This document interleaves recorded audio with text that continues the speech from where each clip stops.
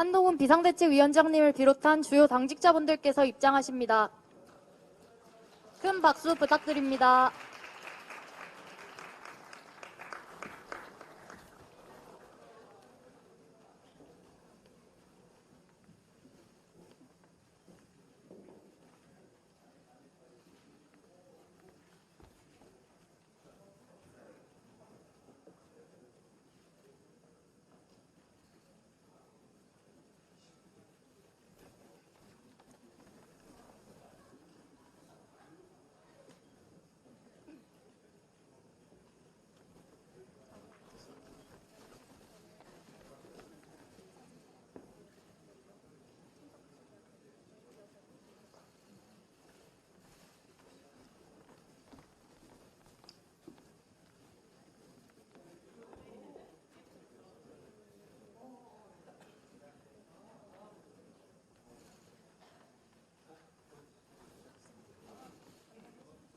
네, 간담회 시작하기에 앞서 대학생 공약노트 전달식 및 단체 사진 촬영이 있겠습니다. 참석하신 대학생 대표 4인과 한동훈 비상대책위원장님을 비롯한 국민의힘 주요 당직자 여러분들께서 테이블 앞으로 나와주시기 바랍니다.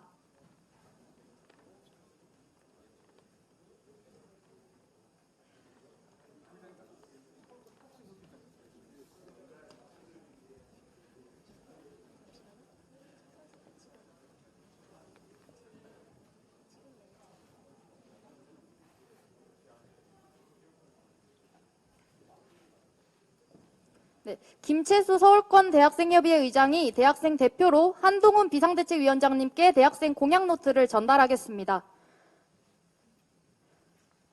대학생 공약노트는 대학생과 청년들이 현실적으로 겪고 있는 애로사항에 대한 목소리가 담긴 노트로 국민의힘이 대한민국의 청년들을 위해 좋은 정책을 마련해 주길 바라면서 학생들이 직접 작성한 노트입니다.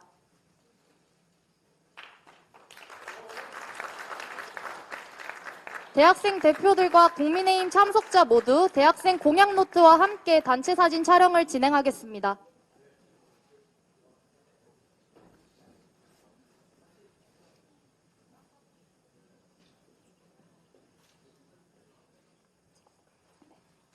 구호를 함께 외쳐보겠습니다. 제가 대학생의 미래라고 하면 함께라고 외쳐주시면 감사하겠습니다. 대학생의 미래!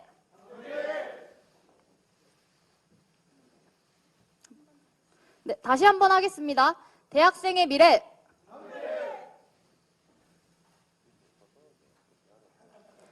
네, 감사합니다. 모두 자리에 착석해 주시기 바랍니다.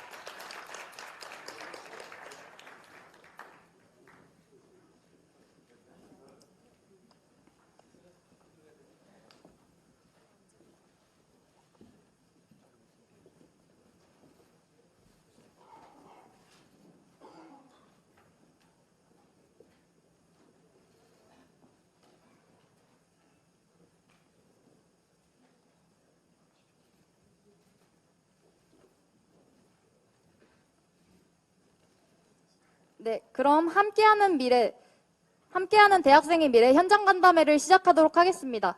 안녕하십니까. 저는 오늘 사회를 맡은 성균관대학교 인문사회과학 캠퍼스 53대 총학생회장 강보라입니다.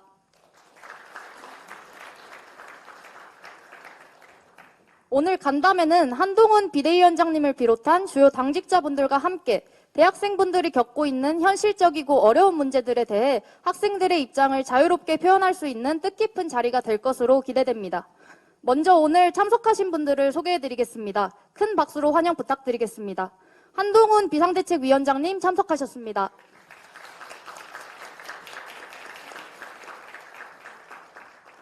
유의동 정책위 의장님 참석하셨습니다. 윤도현 비상대책위원님 참석하셨습니다. 김종혁 조직부총장님 참석하셨습니다. 김형독 비상대책위원장 비서실장님 참석하셨습니다. 이태규 국회 교육위원회 간사님 참석하셨습니다. 김민수 대변인님 참석하셨습니다. 나경원 전 원내대표님 참석하셨습니다. 그리고 오늘 대학생 간담회의 주인공들이십니다. 김채수 서울권 대학생협의회 의장, 윤재영 숭실대학교 제64대 총학생회장, 김태현 광운대학교 제50대 비상대책위원장, 김현수 세종대학교 제36대 총학생회장, 대학생 대표를 포함하여 대한민국의 미래를 주도하며 중요한 동력이 되실 많은 대학생 여러분들께서 참석하셨습니다.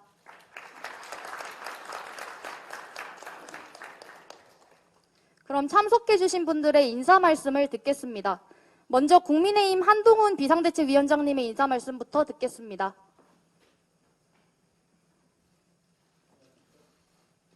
안녕하십니까?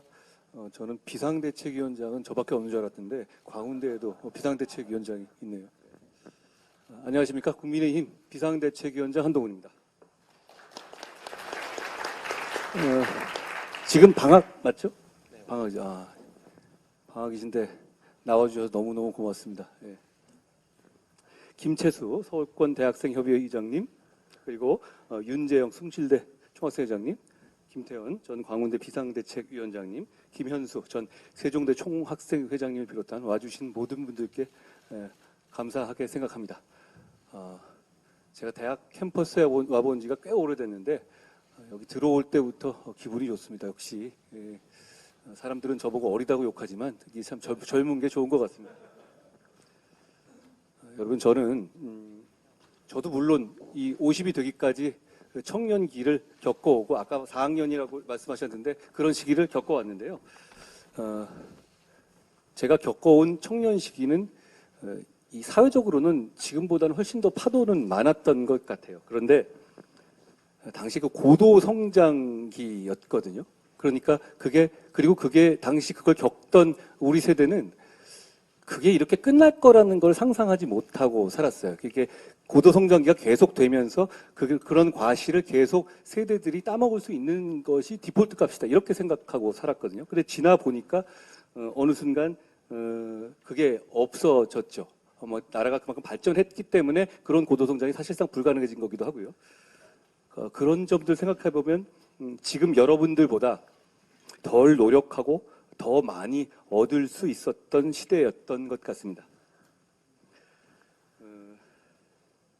영원히 계속될 것 같던 그 고도 성장기가 지금 끝난 지금에 지금 여기 계신 청년 여러분들께서 훨씬 더 많은 시간과 노력을 들어서 인생을 준비해야 하는 것을 제가 알고 있습니다. 민주당의 운동권 세력들은 저에게, 운동권 정치인들에게 죄송한 마음을 가져야 한다, 이런 얘기를 하는데요. 저는 그분들한테는 죄송한 마음이 전혀 없고요. 그렇지만 지금의 청년 여러분들께는 그런 죄송한 마음이 실제로 매우 큽니다. 어려우실 것 같고 그것을 헤쳐나가시는데 대단한 용기와 어떤 그런 불안감을 헤쳐나가는 그런 그 의지가 필요하고 노력도 많이 필요할 것 같습니다. 그러시는 것에 대해서 제가 조금 더 나은 사회를 만들어야 되겠다는 다짐을 합니다. 저희는 바로 그 마음으로 이런 상황에서 악전고투하고 계시는 대한민국의 청년들을 돕고 응원하는 정책을 만들고 실천하고 싶습니다. 사실 정부와 여당이 실천하고 만들고 있는 정책들은 꽤 많이 있거든요. 예를 들어서 1,000원 아침밥 같은 정책 같은 거요. 그리고 그것을 지금보다 훨씬 많은 학교에 확장하고, 그리고 지원 액수를 늘리기 위한 것을 저희가 지금 바로 실천하려고 하고 있습니다. 물론 여러분들 보시기에 별게 아닐 수 있습니다. 그런 공약들을 포함해가지고 청년들에게 꼭 필요한 정책들을 내도록 하겠습니다. 오늘 제가 뵙자고 한 것은 청년 여러분들께 필요로 하는 정책들에 대한 여러 가지 좋은 의견을 듣기 위해서입니다. 여러분들도 마찬가지, 이제는 다 아시지만 저도 알고요. 우리는 다 현실 세계에 사는 사람들이잖아요. 그러니까 사실 재원이 무진장하다면 모든 건 다 해결될 겁니다. 근데 그렇지 않은 현실 세계에 사는 거기 때문에 우리는 모든 것을 다 해낼 수는 없을 거예요. 그렇기 때문에 허황된 약속을 남발하기보다는 꼭 해내야 할 우선순위를 정해야 하는 것이고, 우리 국민의힘은 그렇게 하려고 합니다. 그러기 위해서 여러분께 좋은 말씀을 많이 듣겠습니다. 자유롭게 좋은 말씀 많이 해주시기 부탁드립니다. 고맙습니다.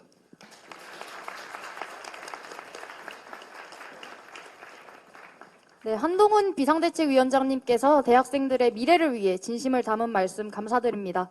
다음은 김채수 서울권 대학생협의회 의장 말씀 듣겠습니다. 박수 부탁드립니다. 예, 안녕하십니까. 서울권 대학생협의회 의장 김채수입니다. 오늘 이 자리가 지금 대학생들의 대학 현장을 방문해서 등록금 부담, 주거 문제, 그리고 졸업 후 취업 등 학생들이 직면한 현실 문제에 대한 목소리 청취 및 해결책 모색을 위해서 이 간담회가 개최되게 되었습니다. 오늘 얘기할 주제들과 아젠다들이 갑자기 튀어나온 것이 전혀 아닙니다. 이게 근 몇 년 혹은 몇십 년, 십몇 년 동안 나왔던 청년들과 대학생들이 어렵다고 얘기를 한 번도 끊이지 않고 얘기했던 아젠다입니다. 그리고 여기 앉아 계시는 그 대학생 우리 여러분들과 여기 이번에 참석해 주신 우리 또 이 관계자분들께서도 다들 들으시고 나서 이게 뭐지 처음 듣는 거다라고 생각을 전혀 안 하실 겁니다. 근데 이거에 또 계속해서 나오는 이유가 뭐냐? 해결이 되지 않았기 때문입니다. 청년 문제는 연속적입니다. 어느 한 문제가 해결됐다고 해서 청년 문제가 전혀 해결되는 게 아니라 결혼, 주거, 취업, 창업 모든 것이 연관되어 있습니다. 그 모든 것이 하나만 무엇을 해결해야지, 저출산만 해결해야지, 창업만 해결해야지, 등록금만 해결해진다고 해서 청년 문제가 전혀 해결되지 않는다는 것입니다. 이런 연속적인 문제들, 그리고 지속해서 나오는 문제들에 대해서 좀 주의 깊게 들어주시고 현실적인 방안과 이런 개선점들이 잘 도출될 수 있으면 좋겠습니다. 그리고 이런 것들에서 좀 아쉬운 점들이 많이 있습니다. 이러한 부분들에 대해서 인식하시고 정치를 시작하시고 또 계신 저희 선배 윗세대 분들이 계십니다. 의원을 하고 계신 분들도 계실 거고 정부의 이런 행정부처에 가서 여기 업무를 보신 분들도 계실 겁니다. 그런 분들께서도 또 이렇게 본인이 청년이셨을 때를 떠올리시면서 이런 문제들이 왜 계속해서 나오는지에 대해서 의문점만 가지실 게 아니라 이런 정말 적극적인 의지를 가지고 좀 이렇게 들여다봐 줬으면 좋겠다라는 말씀을 꼭 드리고 오늘 또 이렇게 자리해 주신 모든 분들과 또 우리 대학생분들이 결국에 저는 저희 사회의 미래라고 생각을 합니다. 대학생의 미래라고 생각하고 제 모교 숭실대학교에서도 이렇게 간담회를 진행에 대해서 너무 저도 이제 좀 벅차고요. 그다음에 좀 잘 부탁드리겠습니다. 많은 의견 내주시기 바랍니다. 감사합니다. 네, 오늘 이 자리에서 대학생들을 위한 좋은 해결책들이 많이 마련되었으면 좋겠습니다. 이어서 유의동 정책위 의장님 말씀 듣겠습니다. 네, 반갑습니다. 국민의힘 정책위 의장 유의동입니다. 먼저 오늘 학교 현장에서 이렇게 학생 여러분들과 함께 만나서 여러분들의 삶의 문제를 살피고 해결책을 모색하는 자리가 만들어진 것을 정말 감사하게 생각합니다.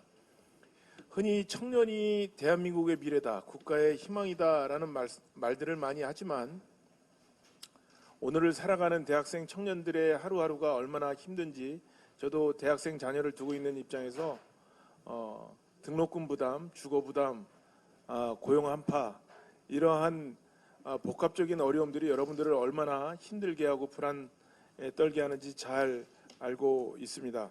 그간 우리 국민의힘이 여러분들을 위한 정책을 만들고 있고 만들어 왔다라고 이야기를 합니다만 그것이 여전히 부족하고 아쉽다라는 것을 잘 알고 있습니다. 오늘 이렇게 소중한 자리가 어렵게 만들어진 만큼 저희 말은 줄이고 여러분들의 말씀을 좀 더 자세히 듣도록 하겠습니다. 여러분들 갖고 계신 이야기들을 저희에게 많이 전달해 주실 것을 부탁드립니다.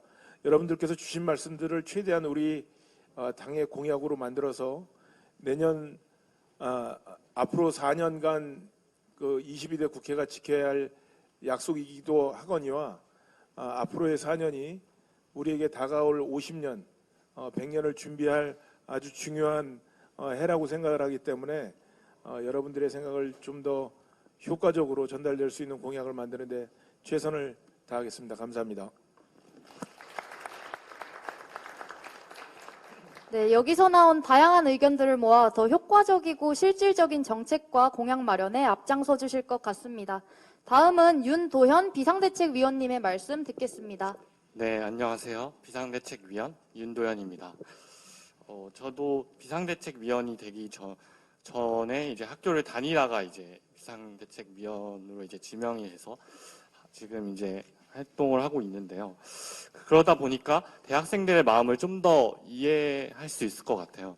취업, 일단 입학할 때 등록비가 굉장히 부담이 되고, 또 지방에서 서울로 학교를 다니는 청년들은 주거비에 대한 걱정도 있을 수 있고, 생활비에 대한 걱정이 있을 수도 있고, 또 가장 큰 걱정은 대학을 졸업한 이후에 이제 취업에 대한 걱정이 가장 클 거라고 생각이 듭니다.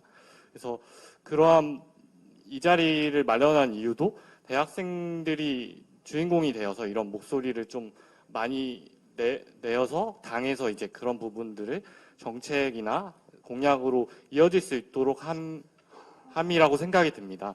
그래서 많이 이야기해 주시고 허심탄회하게 많이 발언을 해주시면 감사하겠습니다. 이상입니다. 네, 좋은 말씀 감사합니다. 이어서 윤재영 숭실대학교 총학생회장님 말씀 듣겠습니다.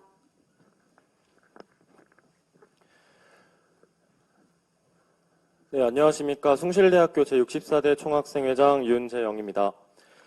우선 바쁜 일정 중에도 이렇게 대학생 분들과 또 이렇게 참석해주신 관계자분들, 그리고 한동훈 비상대책위원장님을 비롯한 모든 관계자분들께 감사하다는 말씀 드립니다. 오늘 간담회의 이름은 함께하는 대학생의 미래입니다. 하지만 저는 이 함께하는 대학생의 미래가 이 대학생을 대한민국으로 바꾸고 싶습니다. 여기 있는 우리 대학생 구성원분들, 여러분들이 우리 대한민국의 미래이기 때문에 오늘 이 자리에서 이 귀한 시간 내주신 만큼 꼭 하시고 싶은 말씀들, 많은 좋은 정책들 얘기해 주시면 감사하겠습니다. 또한 저는 강원도 지방에서 20살에 혼자 서울로 와서 지금 이제 대학교 마지막 학년을 다니고 있습니다. 그리고 우리 이제 대학교를 다니면서 또 학생 여러분들과 함께 대학생활하면서 우리 대한민국의 미래는 정말 우리 대학생들에게 달려있다는 것을 학교 생활을 하면서 정말 뼈저리게 느낀 바가 있습니다. 그래서 오늘 이 자리를 빌어서 오늘 참석해주신 모든 내빈 여러분들께 우리 대학생분들의 모든 이런 말씀들을 경청해 주시고 꼭 현실적으로도 이 문제가 해결될 수 있도록 정책에 반영해 주시기를 이 자리를 빌어서 간곡히 부탁드립니다. 네, 이상으로 마치겠습니다. 감사합니다. 네, 윤재영 총학생회장님 같은 청년 리더들이 있어서 대학생의 미래가 밝은 것 같습니다. 마지막으로 이태규 국회 교육위원회 간사님 말씀 듣겠습니다.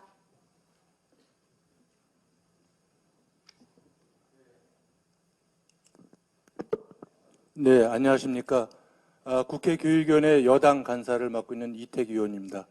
오늘 한동훈 비대위원장님과 함께 청년 학생 여러분들의 목소리를 들을 수 있는 기회가 돼서 굉장히 뜻깊게 생각을 합니다. 저는 대한민국의 국력을 크게 5가지 정도로 봅니다. 첫 번째가 외교력, 그 다음에 국방력, 또 경제력, 문화력, 그리고 마지막으로 교육력을 꼽습니다. 교육력을 제가 맨 마지막에 거론한 것은 이 모든 다른 국력의 그 밑바탕에 교육력이 뒷받침돼주지 않으면 존재하기 어렵기 때문에 맨 뒤에 하면서도 교육력이 가장 중요하고 이제까지 대한민국을 이끌어왔던 원동력이다 이렇게 생각을 합니다. 그리고 그 교육력의 정점이자 핵심에 바로 대학생들이 있습니다. 그래서 대한민국의 대학생들의 실력과 학생들의 경쟁력이 곧 대한민국의 미래이고 경쟁력이라고 생각하기 때문에 그래서 여러분들이 대학에서 학업을 하고 또 그 대학을 졸업해서 여러분들의 꿈을 찾아서 꿈을 실현하는 그 과정이 단순히 대학생 여러분만의 개인의 어떤 실현이 아니라 대한민국이라는 국가 사회의 꿈과 목표를 찾아가는 실현하는 그런 과정이라고 생각을 합니다. 그렇기 때문에 여러분들이 어떻게 공부하고 또 어떻게 살아가는지 이런 부분에 대해서 국가 사회가 좀 더 많은 관심을 가지고 여러분들을 뒷받침할 수 있는 그런 제도적 정책적 방안들을 끊임없이 더 노력하고 확장해 나가야 된다 그런 생각을 갖고 있습니다. 그래서 오늘 이 자리에서 여러분들께서 주시는 여러 가지 제안들 또 현재 어떤 국가사회의 어떤 제도적인 정책의 문제점들 잘 지적해 주시면 여러분들께 잘 들어서 돌아가서 제도적으로 정책적으로 보완해서 여러분들이 보다 나은 환경에서 학업을 마칠 수 있도록 그런 방안들을 모색해 나가겠습니다. 감사합니다. 네, 좋은 말씀 감사합니다. 청년들의 미래를 위해 신뢰와 희망을 줄 수 있는 좋은 정책이 만들어졌으면 좋겠습니다. 오늘 여기 계신 분들의 말씀을 들어보니 우리 모두 대학생의 미래를 위해 새로운 변화에 발맞춰 발전하고자 하는 같은 목표를 가지고 있는 것 같습니다. 오늘 간담회를 통해 모두에게 좋은 해결책이 도출되었으면 좋겠습니다. 그럼 지금부터는 대학생 여러분들과 자유롭게 대화하는 시간을 갖겠습니다. 먼저 대학생 대표로 오신 분들부터 차례로 손을 들고 시작하도록 하겠습니다.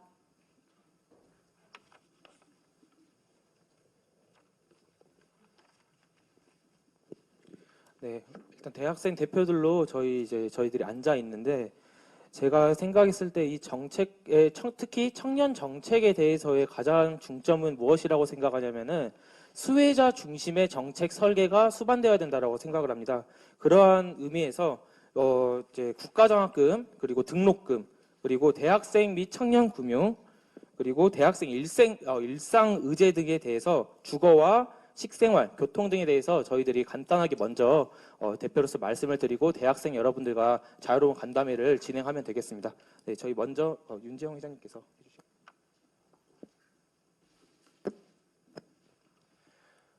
네, 숭실대학교 제64대 총학생회장 윤재영입니다. 저는 먼저 첫 번째 발제로 대학생의 청년 그리고 경제 금융에 대해서 말씀을 드리겠습니다.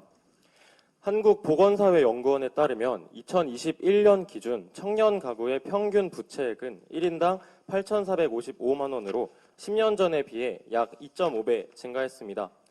그리고 이런 청년 금융 지원의 수혜 범위가 국가적으로 수혜 범위가 제한적이며 청년 금융 정책 상당수가 현재 검증되어 있지 않은 상태인데요. 저희는 이러한 부분에 있어서 현실적으로 대학생들이 일을 하는 아르바이트의 수치를 통해서 한 번 더 자료를 말씀드리고 싶습니다. 아르바이트 플랫폼의 조사 데이터에 따르면 대학생이 아르바이트를 하는 비율이 2016년에는 41%에서 2023년에는 약 73.2%로 약 2배에 가까운 상승폭을 보이고 있습니다. 그만큼 이 대학생들이 실질적으로 대학 생활을 하면서 높은 학비와 생활비를 마련하기 위해서 직접 아르바이트를 하고 있는 상황인데요. 저는 이러한 사회적 상황을 기회와 시간의 빈부격차라는 표현을 하고 싶습니다. 저희 숭실대학교에서는 매년 학생들에게 개교 기념 연도에 따라서 126시간, 127시간 학생들에게 선물하는 장학금 제도를 운영하고 있습니다. 저는 이것이 127만 원이 아니라 127시간이라는 것, 즉 학생들에게 돈은 곧 시간이라는 것을 의미하는 장학금이라고 생각합니다. 저는 아까 강원도에서 올라왔다고 말씀을 드렸지만 현재 강원학사라고 하는 지역 8개도에서 운영하고 있는 재경학사에서 한 달에 약 18만 원의 숙식이 제공되고 있는 그러한 좋은 장학 환경 속에서 살아가고 있습니다. 하지만 저를 제외한 많은 학생들은 높은 기숙사비 뿐만이 아니라 1인 주거비, 흔히 말하는 자취를 많이 하면서 굉장히 생활비뿐만이 아니라 주거비에서 많은 부담을 겪고 있는 것이 현실입니다. 실질적으로 이 조사 데이터에 따르면 아까 아르바이트에 응하는 73.2%의 학생들 중에서 약 61%의 학생들이 학비 그리고 생활비의 부담을 느끼기 때문에 아르바이트에 임한다라고 조사 결과에 나와 있는데요. 그래서 저희는 이러한 뒤에 이제 발제하시는 분들이 주거 문제, 그리고 교통비 문제, 그리고 생활비 또는 식비 문제를 말씀해 주시겠지만 이것을 큰 폭에 묶어서 이 대학생들이 현재 정말 경제적으로 힘들고 대학생들이 정말 이 꿈을 실현하고 또 그 꿈을 위해서 나아갈 수 있는 그러한 시간과 기회를 정부 중앙부처에서 그리고 우리 정책이 마련되어서 이 청년 금융이 활성화가 됨과 동시에 이 대한민국 학생들이 이 기회와 시간을 단순히 생활비를 벌고 돈을 버는 데 쓰는 시간이 아니라 정말 자신의 꿈을 위해 학업을 위해 매진하고 또 꿈을 위해 노력하는 그러한 기회가 꼭 주어졌으면 좋겠기 때문에 이렇게 말씀을 드리게 되었습니다.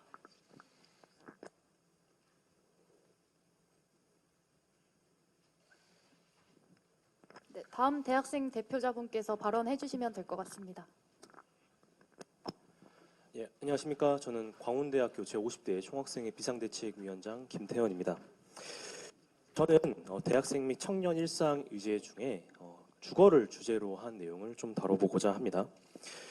2023년 2학기 기준으로 서울 주요 대학가 원룸 시세는 평균 보증금 1천만 원, 월세는 약 60만 원으로 형성이 되어 있습니다.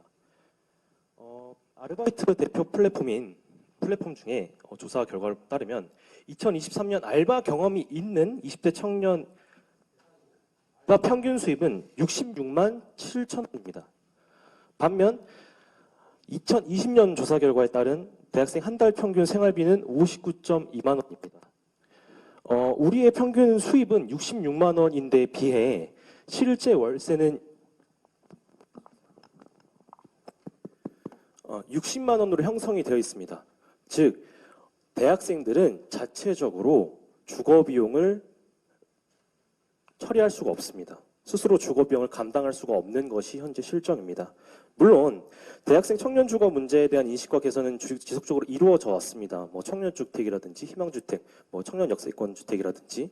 다만 이런 부분들은 현재 수요에 비해 공급이 턱없이 부족하며 대학의 상황에 따라서도 이것이 원활하지 않은 경우도 굉장히 많습니다. 이에 따라 저희는 단순히 대학생들과 청년들에게 수많은 공급들을 해달라고 요청을 드리기보다 현실적으로 주거 안정, 생활 안정이 가능한 현재 진행되고 있는 청년 월세 지원 혹은 청년 전 월세 이자 지원 등을 유지하고 확대하는 것을 건의드리고, 그 다음으로 대학생 청년들의 주거 문제에서 가장 앞서 있는 것 중에 하나가 열악한 주거 환경입니다. 원룸이 따박따박 지어져 있어서 소방이나 치안 문제가 발생할 가능성도 굉장히 높고, 또 이거에 대한 1인 가구에 대한 주거 기준이 명확하지 않음에 따라서 1인 가구에도 1인 가구 최소 주거 기준을 마련하는 것을 좀 요청드립니다. 두 번째는 현재 우리 대학생들이 조금 더 체감할 수 있는 내용이라고 생각이 드는데요.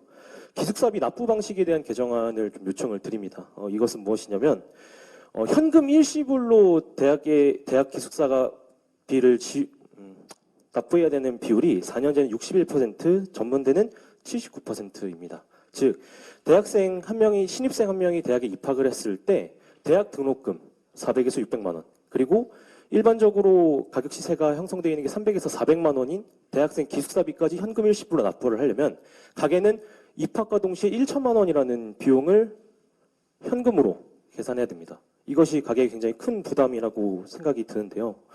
이에 따라서 대부분의 대학이 현금으로 일시 납부하는 방식을 채택하고 있지만 현금 분납 방법 그리고 카드 납부 방법이 가능해졌으면 좋겠다고 생각이 듭니다. 실제로 대학 기숙사 같은 경우에는 실제 전국 대학 기준으로 분할 납부가 가능한 대학은 23%의 수렴에 있습니다. 분할 납부가 불가능할 이유가 사실 전혀 없는데도 불구하고 시스템이 구축이 되어 있지 않는다더니 아니면은 카드 같은 경우에는 카드 수수료가 납부가 된다는 등에 대한 이유로 인해서 가게가 부담을 짊어져야 되는 것이 실정입니다. 이에 따라서 현금 분할, 기숙사비 납부 시 현금 분할과 카드 납부가 가능한 것으로 제도를 좀 의무화시켜 주셨으면 좋겠고, 카드 납부 시 수수료 인하 및 면제 역시 한번 검토를 좀 요청드리는 바입니다. 이상입니다.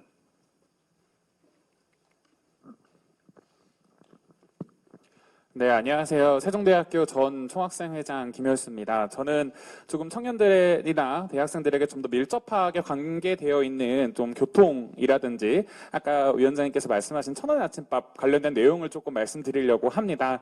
사실 지금 24년에는 많은 변화가 있지만 그중에서 좀 관심 있게 봐야 하는 것이 저는 2024년 7월부터 시행되는 그 국토교통부의 K패스나 또 1월 27일부터 시행되는 기후동행 카드나 5월부터 시행되는 경기도 더패스나 인천 아이패스 등과 같이 사실 이제 월세나 이런 공공요금이 인상함에 따라서 사실 지금 이런 지자체나 정부에서도 이런 대중교통을 할인할 수 있는 많은 방안들이 나오고 있는데요. 사실 저는 이런 거에서 좀 더 솔직하게 말씀드리고 싶은 건 사실 지금 수도권에서만 이 4개가 되는 교통카드가 출시되는 이 현실에 있어서 또 청년들이 많은 혼란을 가중시킬 수도 있고, 또 사실 실질적으로 지금 기후동행 카드를 제외하고는 나중에 예산에 따라서 이제 환급하는 시스템이기 때문에 조기에 예산이 만약에 소진하게 되면은 이걸 결국 또 못 받게 되는 현실이 나올 수도 있기 때문에 이런 거에 대해서 좀 대우책이 많이 있었으면 좋겠다라고 생각을 하고요. 또 추가적으로는 좀 통합되고 좀 가성비 있는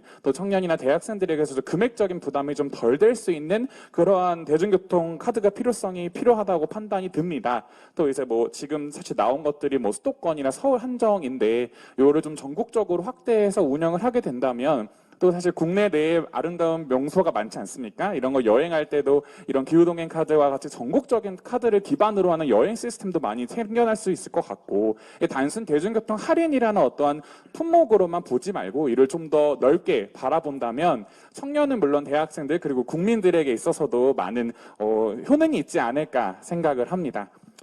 두 번째로 말씀드릴 것은 천원의 아침밥 사업입니다. 저희 대학 같은 경우에도 23년도에 천원의 아침밥을 시행을 했는데요. 저희 학교 같은 경우에는 6,000원의 한식 뷔페를 천원의 아침밥으로 운영을 해주셨습니다. 그래서 학생들이 많이 좋아했고 또 이제 무제한으로 먹을 수 있으니까 대학생들도 많이 먹지 않습니까? 또 저도 좀 많이 먹는 편인데 그러다 보니까 좀 많은 관심을 갖게 되었는데 이게 사실 학교에서는 뭐 사람들이 왜 요즘 내 월급 빼고 다 인상된다라고 하지만 대학에서는 등록금 빼고 다 인상된다고 맨날 말씀하시거든요. 그만큼 사실 이 천원의 아침밥 사업이 예산을 흡수하는 기계와 같다라고 또 표현을 하세요. 그만큼 사실 학교 차원에서 이 동문기업이 좀 좋거나 혹은 자체적인 사립대학에서 예산이 많지 않은 경우에는 사실 이것도 운영하기가 많이 벅찬 것도 현실입니다.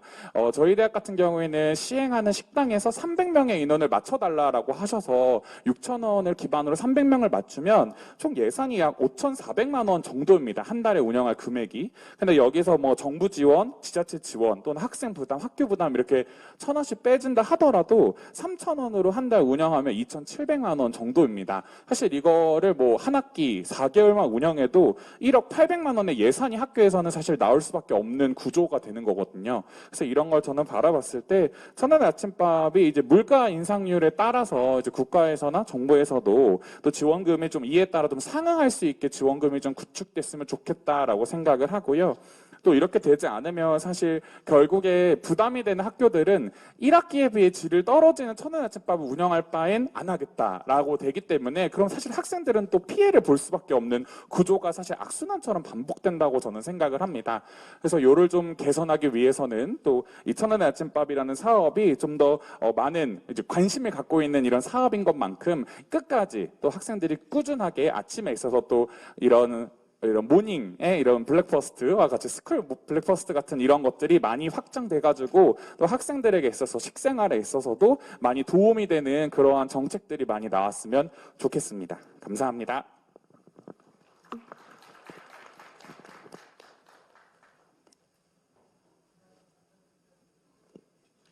네, 저도 이제 발제하기 전에 이제 여러 가지 주제들을 말씀드렸는데 주거와 관련해서 좀 더 덧붙이고 싶은 것들이 있습니다.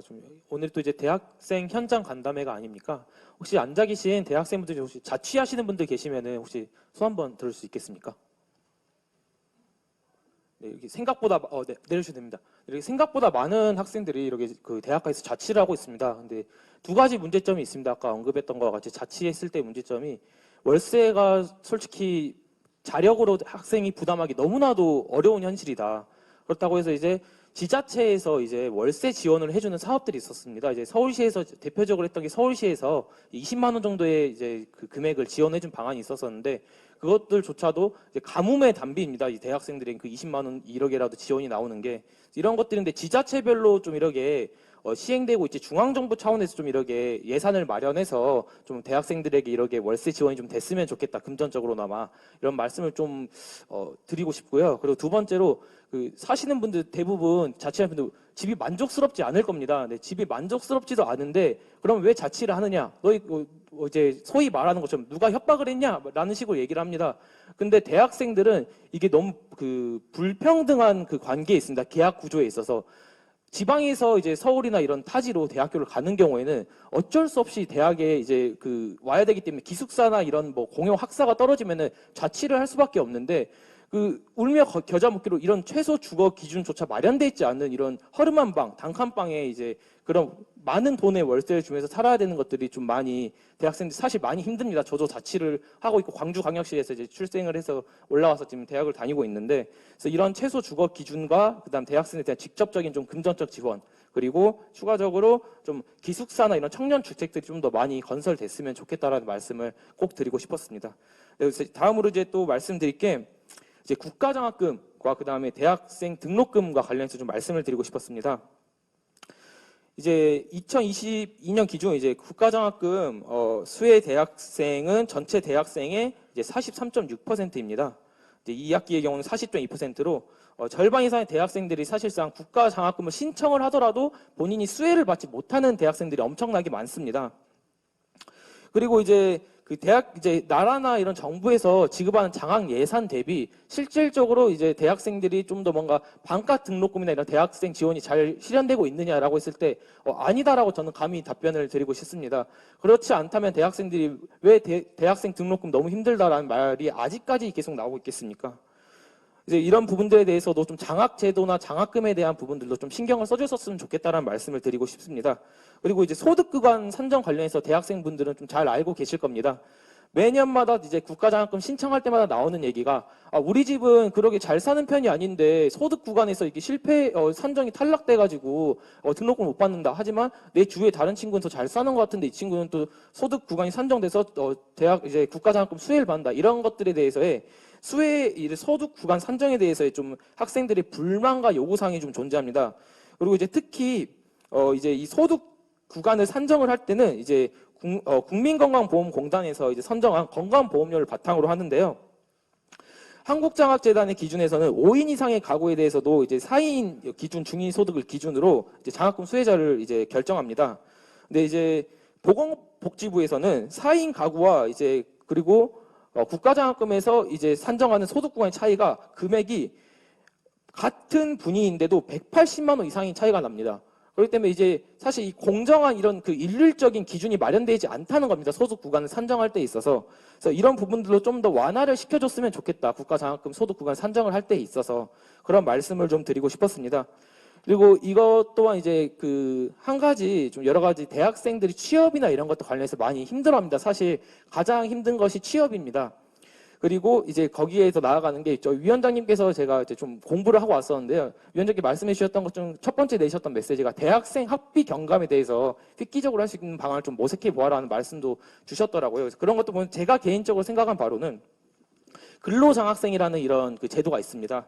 근데 근로장학생의 이 기본의 행정적인 그 관공서나 교내에서 이렇게 근로를 진행을 하는데 그런 것들을 좀 더 확대를 하고 저는 오히려 좀 더 추가했으면 좋겠다고 생각하는 게 좀 이런 중소기업부나 아니면은 고용노동부와 좀 이렇게 국가에서 좀 나서가지고 대학생들이 직무 경험을 좀 방학 때라도 단기로 할 수 있으면서 취업 직무 프로그램과 함께 이런 대학생 이런 근로장학 학비 지원, 장학 기금까지 마련할 수 있는 좀 그러한 프로그램도 한번 살펴봐 주시는 게 어떻겠느냐라는 말씀도 좀 드리고 싶습니다. 그리고 마지막으로 이제 그 좀 말씀드리고 싶은 게 대학생들에 관련된 이런 좀 민주적인 이런 의사결정권이나 이런 정책 참여 과정이 좀 보장이 됐으면 좋겠다라는 좀 말씀을 드리고 싶습니다. 여기에 이제 학생회를 하신 분들도 앉아 계신 분들이 계실 거고 저 또한 이제 대학교 이제 총학생회장으로서 이제 이렇게 학생들의 이런 의견들을 좀 얘기를 많이 했었는데요. 고등교육법에 따르면은 지금 대학생들이 민주적으로 학교 의사결정에 참여할 수 있는 게 대학평의위원회와 그 다음에 등록금 심의위원회입니다. 하지만 그 두 모두 기구에는 심의권만 존재하지 결정권이 전혀 존재하지 않습니다. 그리고 국내 대학 정책과 교육과 관련된 논의와 의견 수렴은 교육부를 통해서 대학교들의 총장협의체인 한국대학교 교육협의라는 대교협을 통해서 이제 의견 회신이 이루어집니다. 결국 이런 우리 이제 고등교육과 대학 교육의 정책의 수립을 함에 있어서 대학생들의 의견 반영이 전혀 잘 이루어지지 있지 않다라는 말씀을 드리고 싶습니다. 그래서 좀 여러 가지 이런 부분들에 대해서 대학생들 특히 대학생들의 대표인 이런 학생이나 총학생회들이 대표성을 좀 띠고 학생들의 의견을 좀 모아가지고 교육부에게 전달을 하고 이런 중장기적 교육 정책 발전에 있어서 좀 목소리가 반영이 됐으면 좋겠다라는 말씀을 좀 드리고 싶습니다.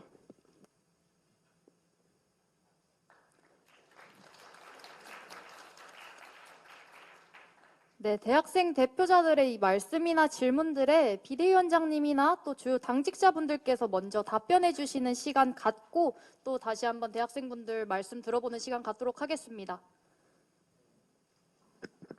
안녕하세요. 저희는 오늘 공약을 발표하러 온 것이 아니고요. 저희가 이 자리를 먼저 만드는 것이 보통 공약을 발표하면 이렇게 다 모여서 이런 거다라고 하는 걸로 한 번에 끝내잖아요. 근데 저희는 그런 것보다는 직접 듣고 공약을 만들기 위해서 여기 왔다는 말씀을 드립니다. 저희가 완성된 공약은 갖고 있지 않지만 저희가 여러분들의 말을 토대로 해서 저희 나름대로 이 현실 세계에서 우리가 할 수 있는 예산과 행정 범위 내에서의 노력을 다시 보여드리는 기회를 갖도록 하겠다는 말씀 먼저 드립니다. 오늘 나온 거에 대해서만 지금 제가 몇 가지 저하고 정책위장님 한번 하고 간사님 한번 필요한 얘기를 해보죠. 좀 먼저 뒤로 돌아가 볼까요? 아까 제가 먼저 얘기했던 1,000원 아침밥 관련해 가지고는 저희 공약으로서는 준비하고 있는 것은 아직 발표 안 했나요?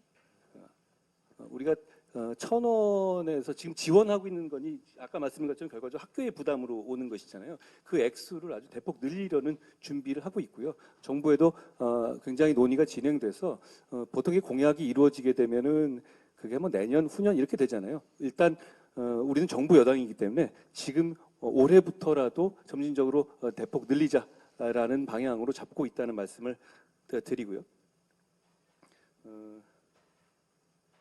그리고 지금 현재 이제 의사 결정의 방식이라든가 이런 거에 대해서는 사실 그게 이게 사실 결정권이라는 게 학교를 운영하는 쪽에서 하는 그 내용이잖아요. 다만 그 부분에 대해서 저희가 교육부에서 충분히 다른 통로로라도 그거를 반영할 수 있는 절차를 한번 찾아보겠습니다. 그리고 먼저 아까 말씀드렸던 그 저도 K패스라든가 그 4가지 패스가 되게 되면 꽤 많은 변화가 있을 거라고 생각하거든요. 그 부분에 대해서 우선 관심이 많을 테니까 유희동 기자님께서 그거 한번 말씀해 주시면 어떨까요? 네, 뭐 잦은 이동은 아닙니다만 그 대중교통을 이용하시는 학생들 여러분들 입장에서는 한 구간 한 구간 이동하시는데 드는 비용이 여러분들이 뭐 정기적으로 아르바이트나 이런 파트타임 일을 하시면서 얻는 수익의 상당 부분을 차지할 거라고 생각하고 있습니다. 그래서 지금 그런 부담을 좀 덜어드리려고 사후 적립금 형태로 K패스라는 것을 제도를 만들었습니다. 근데 국가 재정으로 하는 사업입니다만 이것이 모든 사용하시는 분들께 만족을 드릴 수가 없으니까 그 지역에 해당 지역의 지자체들이 K패스를 기본으로 해서 그 위에다 부가 서비스를 얻는 겁니다. 근데 K패스 제도를 구상하고 제도화하고 설계하는 데 있어서 저희가 시간이 좀 필요해서 올 상반기에는 K패스를 사용하기가 어려우니까 기후동행 카드나 이런 것들이 지금 들어와 있는 상태고요. 서울의 모델은 조금 인천과 경기도 모델하고는 조금 다르긴 합니다만 이것은 공급자의 입장에서 조금 다른 것이고 수혜자 입장에서는 그런 것 구분 없이 그냥 편안하게 우리가 이것을 써야 되느냐 이것과 저것을 조합해야 되느냐 이런 고민 없이 편하게 쓰기를 원하신다는 것을 잘 알고 있기 때문에 이 부분은 주요 지자체들과 한번 상의를 해서 서울, 경기, 인천이 사실은 행정구역은 다릅니다만 생활권은 하나의 생활권이고 교통권이라는 점을 감안해서 적어도 학생 여러분들께는 이런 불편함이 없도록 하기 위해서 지금 좀 구상 중이고 그건 조만간 각 지자체하고 협의를 좀 할 생각에 있습니다.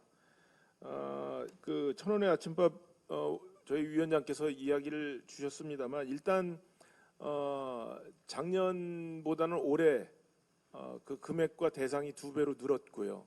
그런데 그것이 부족하다라는 입장 그리고 그것이 학생들 입장에서는 꽤 실질적이고 도움이 된다라는 현장의 판단에 있어서 이 부분을 조금 적극적으로 늘리는 방안을 좀 구상하고 있습니다. 오늘 여러분들께서 이런 현장의 목소리를 들려주신 만큼 최대한 저희가 빠른 시일 내에 이런 것들을 좀 짜임새 있게 정책으로 만들어서 발표를 한번 하도록 하겠습니다. 그리고 청년들의 주거 대책 이 중앙정부 차원에서 필요하다라는 점에 대해서는 저희도 공감을 하고 있고요. 다만 주거 대책이라는 것이 워낙에 천문학적인 정부 재정이 수반이 되는 일이고, 또 하나는 이게 부동산이라는 특성 때문에 저희가 필요에 따라서 들어서 옮길 수 있는 여건이 아니다 보니까 저희 입장에서는 조금 좀 많은 부분이 앞뒤를 재봐야 되는 부분이 있어서 좀 조심스럽습니다만, 한 번에 해결은 안 되겠습니다만 하여튼간 저희 내부적으로 검토하고 있는 것은 여러분들께 실질적인 도움이 될 수 있는, 그리고 이것이 단계적으로 변화하고 있구나, 이게 어느 일정한 시점이 지나면 나한테도 내가 1차적인 혜택 수혜자는 안 되더라도 2차, 3차로서는 내가 예측 가능한 범위 안에 있구나라는 것을 느끼실 수 있도록 그 제도를 설계하고 있다는 말씀을 아울러서 드립니다. 요 정도만 일단 말씀을 드리겠습니다. 그리고 기숙비 납부, 일시 납부하고 분납 또는 카드 납부가 필요하다, 이것을 의무화했으면 좋겠다. 그리고 수수료 면제가 좀 필요한 거 아니냐, 이 부분에 대해서는 저희가 조금 더 적극적으로 말씀을 드리겠습니다. 지금 제 머릿속에는 몇 가지 아이디어가 있습니다만 또 여기 여러분들이 함께 보고 지켜보시고 있는 자리이기 때문에 될 수 있으면 책임 있는 발언을 해야 돼서 이 부분에 대해서는 저희가 돌아가서 좀 더 살펴보고 말씀을 전해드리도록 하겠습니다. 이상입니다. 그래도 해결은 가능한 방향이 있지 않을까 싶은데요. 그게 왜냐하면 이렇게 카드라든가 분납이 안 되는 영역이 그렇게 많지 않잖아요, 지금은. 그렇다면 저희가 이 부분에 대해서는 정부의 정책 건의를 충분히 강력하게 할 수 있을 것 같습니다.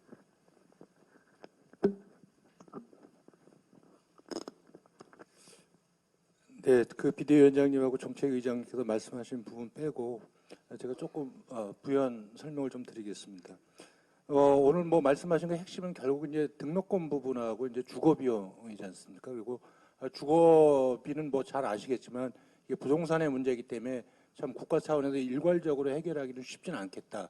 그럼에도 불구하고 지금 대학생들의 주거 걱정 없이 학업에 전념할 수 있도록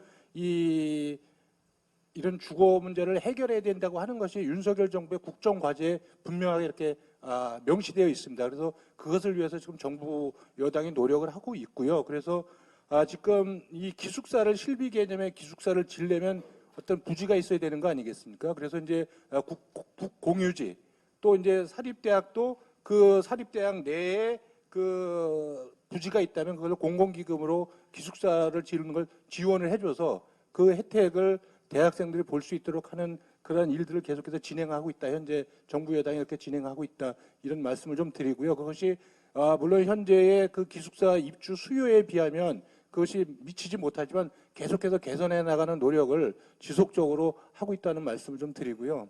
그다음에 이제 아까 장학금 문제 부분이 있습니다. 그래서 그리고 이제 소득 구간의 어떤 재산적 문제도 말씀하셨고, 그래서 실질적으로 부모님들의 어떤 그 월급은 오르지 않았는데 이제 부동산 가격의 폭등으로 인해서 그 소득 구간이 이제 변화된 부분에 있어서 그 소득 구간이 올라가서 이제 불이익을 받는 경우가 있기 때문에, 그래서 지난번에 저희가 지난 12월 달에 법을 바꿔서 일단 그 등록금 그 대출 구간이나 이런 부분이 8구간까지였는데 이것을 9구간까지 연장했습니다. 연장하고 또 근로장학금 그 지원 구간도 역시 8구간에서 9구간까지 저희가 늘려놨다, 이 말씀을 좀 드리고, 그러면 이제 지금 이제 국가장학금 그 신청 그 구간을 현재 8구간까지인데 8구간까지 해서 차등 지원하고 있습니다. 8구간까지는 국가장학금을 지급하는데 소득 구간이 높을수록 국가장학금 규모는 줄어들게 됐죠. 근데 지난번에 저희가 전체적으로 총액이 한 2,244억 원을 투입을 해서 저소득층 중심으로 해서 국가장학금 지급 규모를 늘려놨습니다. 그래서 거기에 대한 학생들 전체적으로 혜택을 한 140만 명 정도가 거기에 대해서 그 순차적으로 또 차별적으로 이렇게 혜택을 받게끔 제도를 저희가 좀 바꿔놨다. 윤석열 정부 들어와서 이렇게 바뀌었다는 것을 제가 좀 설명을 좀 드리고요. 아까 이제 말씀하신 대로 그러면 현재 국가장학금 신청 규모를 현재 8구간에서 9구간까지 늘릴 것이냐, 이 부분에 대해서 아마 그런 요청을 하신 것 같고, 이거는 이제 오늘 비대위원장도 오시고 정책의장도 계시니까 저희가 돌아가서 당에서 정부하고 협의해서 논의해 보도록 그렇게 하겠습니다.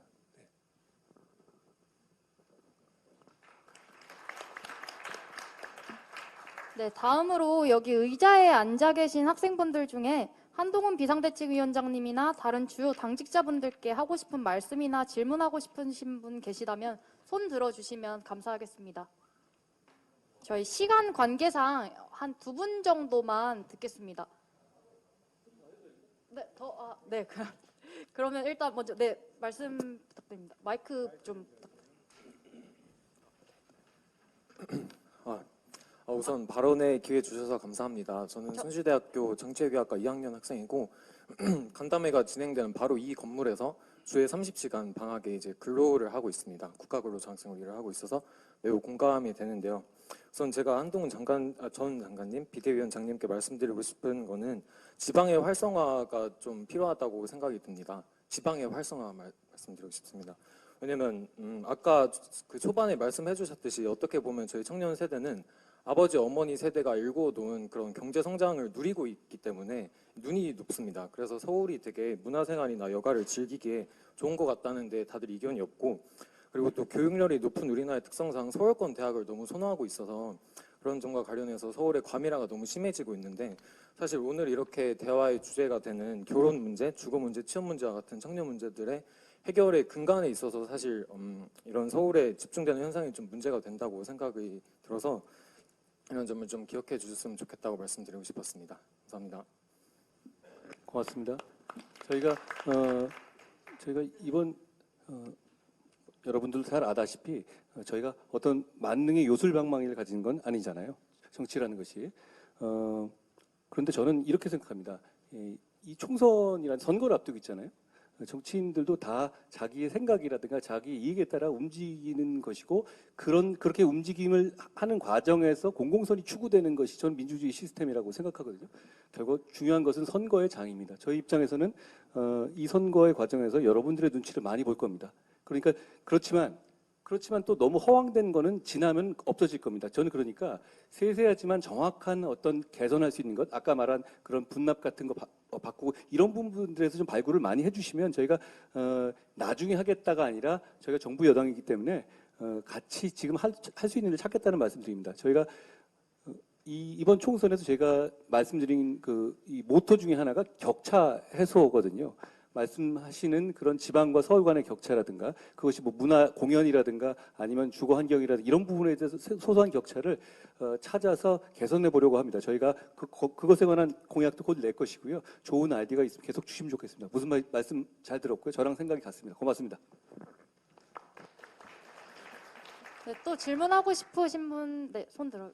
이쪽 먼저 진행하고 이쪽으로 진행하겠습니다. 네, 마이크 좀 부탁드립니다. 네, 안녕하십니까. 숭실대학교 건축학부 건축학전공 4학년 김동주라고 합니다. 지금 여기 계신 그 대학생 대표분들께서 말씀하셨던 거는 대부분 조금 가까운 근미래적인 정책들을 조금 요구한다고 말씀을 드리신 것 같은데, 저는 그 앞으로 대학생들의 미래를 생각해 봤을 때 2040년쯤 되면은 대학생이 지금보다 100만 명이 준다고 하는데, 그런 부분에 있어서 이제 대학교가 어떤 역할이 돼야 될지에 대해서 고민을 장기적으로 한번 해봐야 되지 않을까 하는 생각이 있습니다. 원래 대학은 지식과 진리를 수호하는 역할을 했던 공공기관이었었던 거고, 지금은 약간 좀 중간 관리자를 양성하는 취업사관학교의 역할을 겸하고 있다고 생각을 하기 때문에 앞으로 그 정책을 조금 만들고 하는 그 과정에 있어서 조금 더 앞으로 변화될 미래에 저희가 이미 마주하고 있는 이 100만 명이 사라지는 시대에 어떻게 대학이 역할을 해야 될 것인가를 고민을 한번 해주셨으면 좋겠습니다. 감사합니다. 맞습니다. 20일밖에 안 된 제가 답을 드리기도 어려울 것 같습니다만, 제가 장관을 하면서 그 결과적으로 선생님 말씀하시는 그 내용이 인구가 줄어드는 것과 많이 관련되어 있거든요. 인구가 줄어드는 것에 대해서 저는 법무장관을 하면서 굉장히 많은 고민을 했는데, 말씀하신 것처럼 2040년 되면 굉장히 많이 변할 겁니다. 그런데 지금 취업난이 있고 그렇잖아요. 근데 그렇게 되면 인구가 적게 되면 그쯤 되면 오히려 기업들이 굉장히 젊은 인력을 높은 조건으로 데려가는 경쟁이 생길 수밖에 없는 구도겠더라고요. 저희가 계산해 본 바로는 그렇기 때문에 역시 교육의 정도라든가 대학이 가져갈 수 있는 일도 분명히 그 수요는 적어지게 될 것이고요. 그러니까 지금 우리 국민들의 숫자가 줄어드니까 카이스트나 이런 쪽에서는 R&D 인력들이 상당수가 외국인들이 들어오고 있고 그 현상은 앞으로 강화될 것 같습니다. 그런 여러 가지 변화되는 미래가 있을 것인데요. 그렇지만 우리 내국인 입장에서는 인구가 줄어드는데 그때 태어난 분들 그리고 지금 있는 분들에 대해서는 조금 다른 양상도 생길 수 있을 것 같아요. 꼭 지금이 있는 어떤 그 경쟁 조건이라든가 이런 것이 지나가면서 더 강화되는 것이냐 그런 방향은 오히려 아닐 것 같습니다. 이 부침은 분명히 있을 것이고 그런 부분까지 충분히 감안해서 대학의 미래에서 저희도 잘 고민해 보겠습니다. 좋은 말씀 고맙습니다. 네, 저희 이제 이쪽에 앉아 계신 대학생분들도 한번 손 들어주시면, 네, 앞쪽부터 네, 들어보도록 하겠습니다.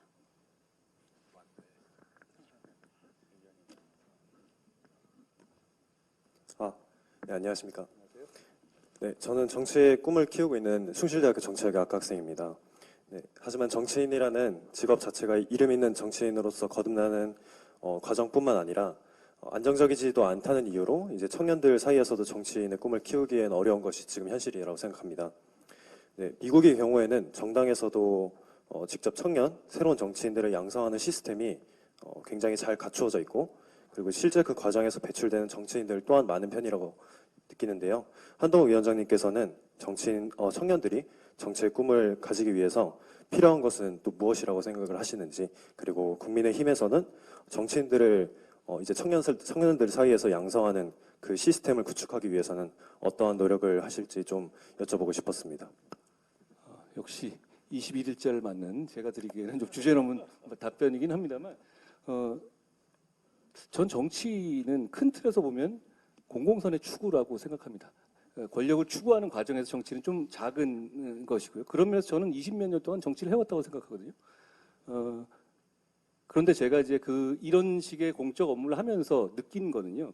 정치에 대해서 굉장히 탄식을 많이 하잖아요. 많은 국민들이 왜 수준이 저런가 이런 말씀들을 하시죠. 그리고 저도 그래 왔고요. 주변에서 안 그런 분이 많지 않을 겁니다. 정치인의 가족들도 아마 그럴 것 같은데 그렇지 않습니까?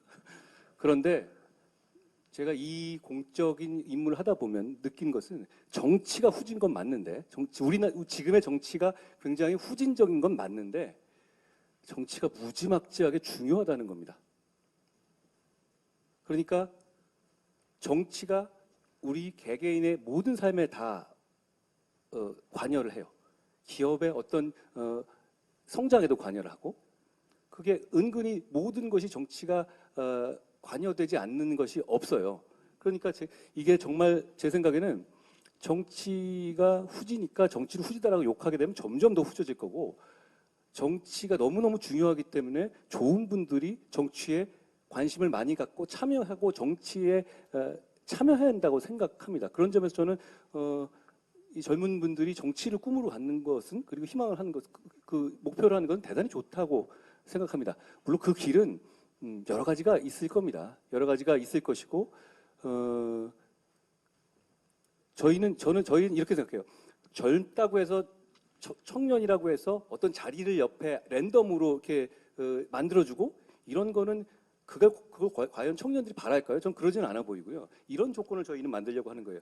저를 기준으로 생각하면 제가 지금 50에 저하고 한 25에 저하고 35에 저라고 비교해 보면 당장의 퍼포먼스를 내고 문제를 해결할 능력은 아마 50에 제가 더 나을 거라고 생각해요. 그만큼의 어떤 경력이라든가 경험이라는 게 무시할 수 없거든요. 그렇지만 그렇게 단순하게 이 비교를 해서 정치에 참여할 수 있는 군을 만들어버리면 젊은 사람들의 청년으로서의 어떤 이해관계라든가 세대를 대변하는 기회가 적어질 수밖에 없거든요.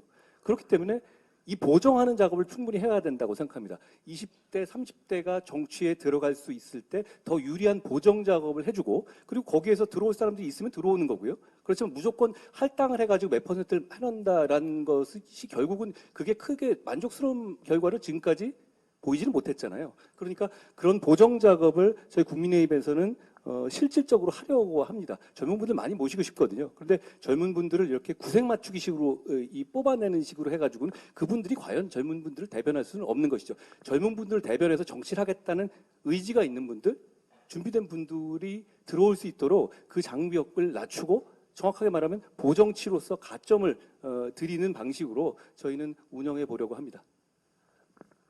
정치가 어떻게 하면 정치가 잘하는지는 좀 나중에 아시게 되면 저한테 좀 가르쳐 주시고요.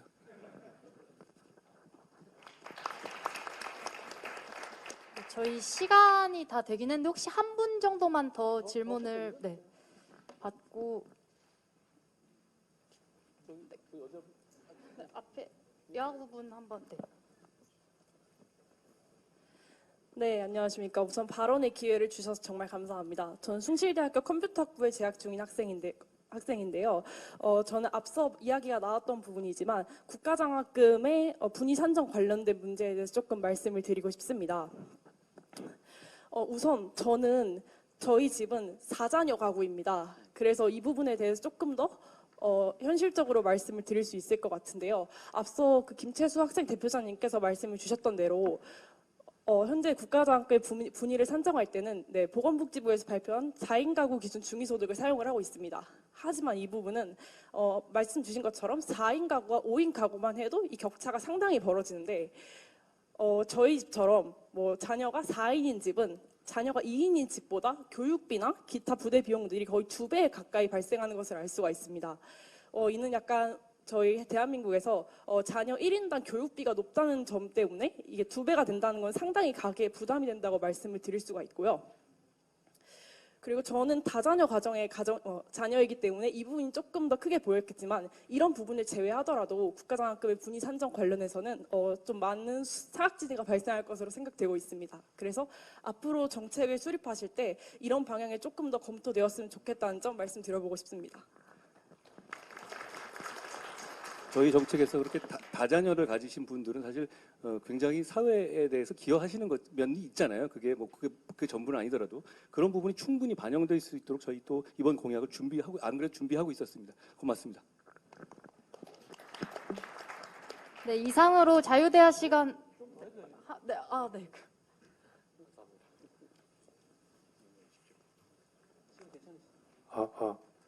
네, 안녕하세요. 숭실대학생 손호민입니다. 먼저 시간이 지났음에도 발표의 기회를 주신 한동훈 전 장관님께 감사의 인사드립니다. 네, 제가 하고 싶은 말은 제가 대한민국 대학생의 미래를 생각했을 때 가장 떠올랐던 화두는 현 대한민국 대학의 입시 제도입니다. 왜냐하면 제가 대한민국 현 시스템의 가장 큰 문제를 뭘까를 생각했는데 그중 가장 큰 화두가 교육 시스템, 즉 입시 제도라고 생각하고 현재 입시 제도에서 재수생의 비율은 30%가 넘어갑니다. 이는 분명히 현 시스템이 잘못 작동하고 있다고 생각하고 또 하지만 반대쪽으로 생각을 해보면 이 입시 제도를 건드는 것은 어떤 대통령도 건드렸지만 매우 위험한 일입니다. 하지만 현 4차 산업혁명과 앞으로 트렌드를 나감에 있어서는 꼭 이 입시 제도가 필요하다고 생각하고 안 그래도 저 대학을 다니면 매우 주변에서도 의치대만 이렇게 생각을 하고 다 재수나 연수, 삼수 이렇게 많은 대학생들이 인생의 초반을 허비하고 있습니다. 또 이런 측면에서 꼭 입시 제도는 대한민국의 나감에 있어서 가장 중요한 부분이라고 생각합니다. 감사합니다. 네, 굉장히 중요한 말씀이신데요. 역시 근데 또 이 현재 진행되는 상황에서는 예측 가능성을 드려야 되는 면도 또 있기 때문에 굉장히 여러 가지로 신중하게 잘 접근해 보도록 하겠습니다. 제가 말씀 취지에는 공감합니다.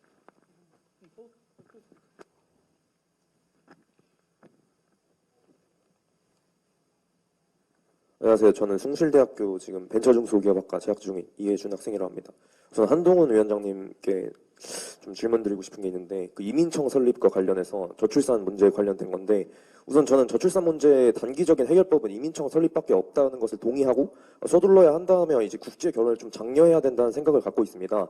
하지만 한국은 북핵 위험과 높은 세율, 치솟는 사교육비 등이 이주 매력을 떨어뜨린다고 생각이 드는데 한 위원장님께서 말씀해 주셨던 필요한 외국인만 정교히 받겠다는 말씀도 이제 국민들의 눈높이에 맞추고 외국인과 내국인 간의 갈등까지 고려하셔서 이제 하신 말씀이라고 생각을 하지만 현실적으로 한국에 이민을 오려는 사람이 많다고는 생각이 들지 않습니다.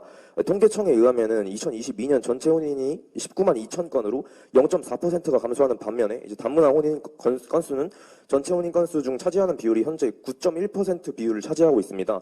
따라서 이민청 설립도 이민청 설립이지만 그에 대한 구체적인 정책 실행 계획과 시기, 해가 갈수록 어려워지는 국제결혼 조건 완화나 장려 등의 정책이 필요하다고 생각하는 입장입니다. 이 부분에 대해서 한동훈 위원장님께 좀 의견 한번 여쭤보고 싶습니다. 정확하게 이건 제가 전직 법무장관으로서 말씀드리면 출입국 이민관리청입니다. 제가 하려던 것은 이민청, 그러니까 이민을 막 받겠다는 것보다는 이민이라든가 외국인 없이 나라가 돌아가지 못하는 상황인 건 분명하거든요. 아까 말씀하신 2040년까지 굳이 가지 않아도 그렇게 되거든요. 지금 0.72, 0.69 이러잖아요. 그러면 이건 사실 10년 뒤엔 나라가 소멸될 문제가 올 겁니다. 그렇게 먼 미래가 아니거든요. 그리고 이 숫자는 산수만 해보면 바꿀 수 없는 미래입니다. 그럼 결국은 외국인들을 상당히 활용할 수밖에 없어요. 특히 지방 같은 데 가보면 조선소에는 아무도 가지 않거든요. 그렇다면 제가 생각한 건 이거예요. 그럼 막 받아들일 거냐? 유럽이 했던 것처럼. 저는 그게 답이 아니라고 본 겁니다.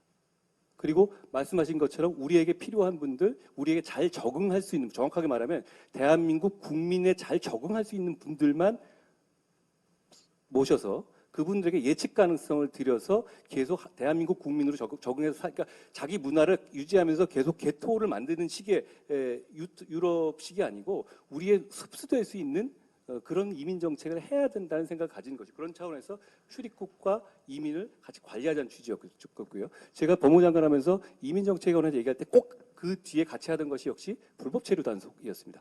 체류 질서를 확실하게 잡는 전제. 그러니까 우리의 규칙을 따르는 사람들에서는 내측 가능성을 주면서 혜택을 주지만 그러지 않는 분들에서는 확실하게 우리가 법을 집행하는 이런 구도로 가야 하는 것이죠. 그러니까 그리고 출입국 이민관리청은 그 자체가 뭘 많이 받겠다는 어떤 함의를 담고 있지는 않아요. 어쩔 수 없는 이런 상황에서 이거를 정확하게 관리할 수 있고 미래에 대한 답을 낼 수 있는 기구를 만들자는 것이죠. 외국인 정책은 대단히 어렵습니다. 전 세계 어느 나라도 외국인 정책을 성공했다고 말하는 나라는 없어요.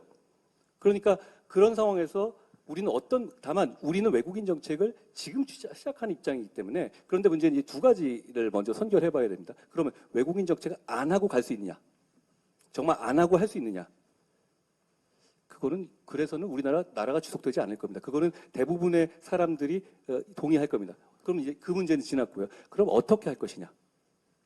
이 문제거든요. 그러면 문제는 제가 생각했던 거는 상당히 기관에서 국가에서 그립을 잡고 해야 된다. 그러니까 우리나라의 특징은 뭐냐면 유럽은 여기 한 나라에 들어왔던 사람들이 조금 다른 상황이 되면 다른 넘어가고 이어지잖아요. 미국은 국토가 크고요. 우리나라는 일종의 섬입니다. 일단 어떻게 들어오게 되면 이 부분을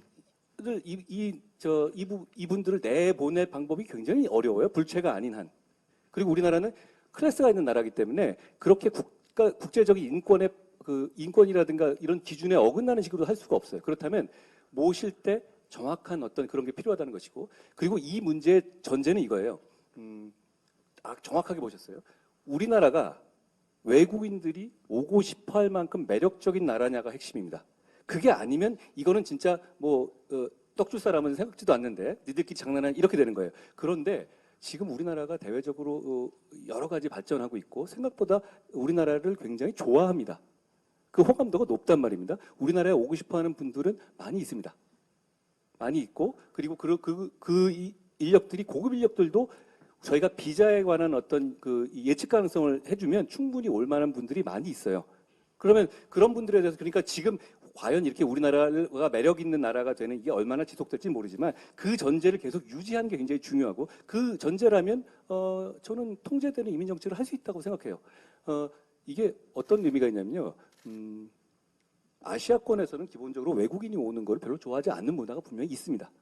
다르거든요. 그런데 중국, 일본, 대만 이런 곳이 한 7, 8년 전 기관으로 보면 구간으로 보면 대부분 이민 전담 부서를 설치했어요.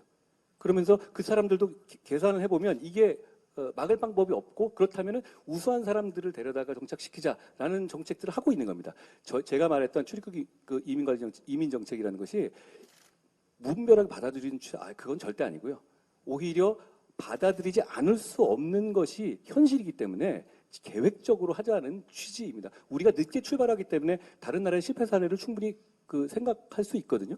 그런 점에서 그런 정책을 하고 있는 거라고 말씀을 드립니다. 이게 또 저희로서 당론으로 아직 정해지거나 그런 건 아니기 때문에 지금 이거는 제가 전직 법무부 장관으로서 말씀드린 겁니다.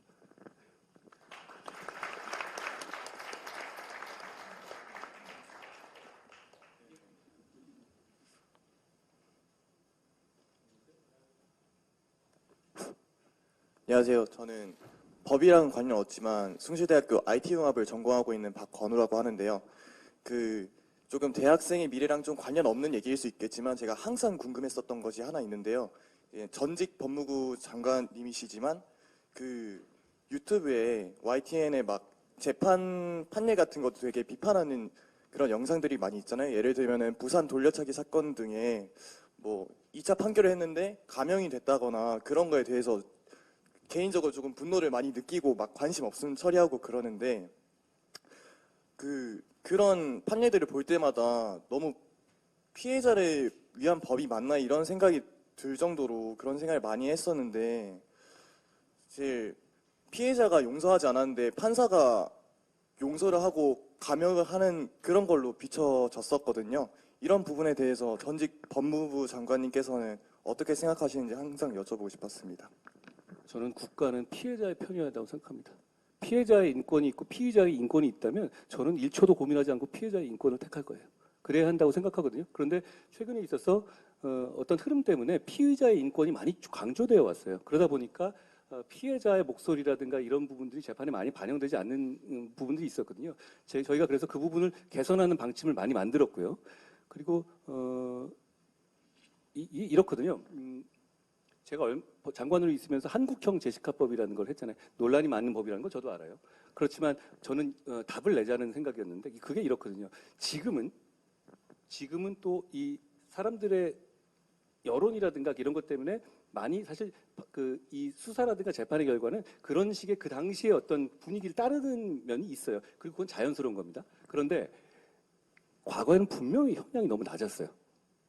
형량이 낮았기 때문에 생기는 거거든요. 예를 들어서 한국형 제시카법이라는 게 소위 말해서 그냥 단순 뭐 이게 추행이라든가 성폭행 이런 게 아니라 이게 사냥하듯이 하는 그런 몬스터들이 있잖아요. 그런 어떤 연쇄 이런 놈들 이런 사람들이 나왔을 때 위험하니까 이 사람들을 어떤 관리할 수 있는 체계를 만들자라는 거란 말이에요. 그런데 가만히 생각해 보시면 이게 문제가 뭐냐면 이상하지 않습니까? 그런 사람이 왜 체력이 팔팔할 때 죄값을 다 치르고 나오지? 이상하지 않아요? 예를 들어서 20대 때 그런 범죄를 정했는데 40에 나오는 거예요. 그러면 그 사람이 정말 불안하지 않겠어요? 근데 외국에는 20대 때 그런 진짜 뭐 10건 넘는 뭐 연쇄 성폭행을 했다. 그러면 그 사람은 못 나올 거예요, 아마. 다시 빛을 보기가 어려울 겁니다. 그런데 특히 2000년대 초반이라든가 90년대 후반, 2000년대 초반 그때까지만 해도 양형이 굉장히 약했어요. 그러니까 20년, 15년 뭐 이렇게 나왔단 말이에요. 그러니까 이 사람들이 정말 뭐 40대 초반 뭐 이럴 때 나와 버리니까 그런 것이 앞으로 1년에 한 뭐 몇십 명씩 나오게 되는 거예요. 그러니까 그거에 대한 대책이 필요하죠. 그런데 지금은 비교적 과거에 비해서는 저는 굉장히 부족하다고 생각합니다만 과거에 비해서 형량이 많이 강해진 편입니다. 그런 어떤 시민들의 의견 때문이죠. 그리고 그게 상식에 부합하는 거고요. 그런 차원에서 저는 특히 강력범 그리고 그런 아주 이 괴물들에 대한 형량은 대단히 강화돼야 된다고 늘 생각해 왔고요. 그건 뭐 제가 전직 법무부 장관뿐이 아니라 그냥 시민 하나로서 그렇게 생각합니다. 그런 방향으로 저는 갈 거라고 생각합니다. 그리고 그 돌려차기 피해자 같은 분들이 여러 가지 목소리를 내주셨거든요. 사실 우리나라가 피해자를 재판이나 수사 과정에서 주체로 잘 인정하지 않았어요. 그러니까 뭐냐면 피해자가 자기가 진술한 거 외에 이 자기들한테 가한 범죄자의 사건 기록이라든가 재판 기록에 접근할 방법이 없었던 거예요. 지금도 그렇습니다. 제가 지금 그걸 바꾸려고 추진하다가 왔는데 바뀌게 될 거거든요. 그러니까 이런 겁니다.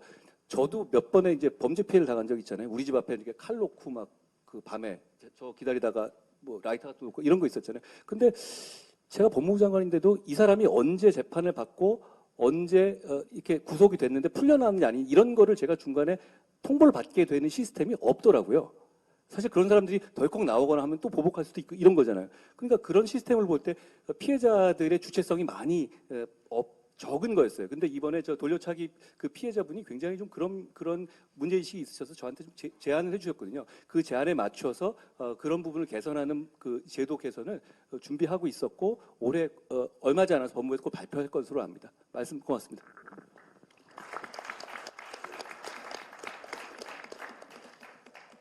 네, 저쪽에서 네 마이크 부탁드립니다.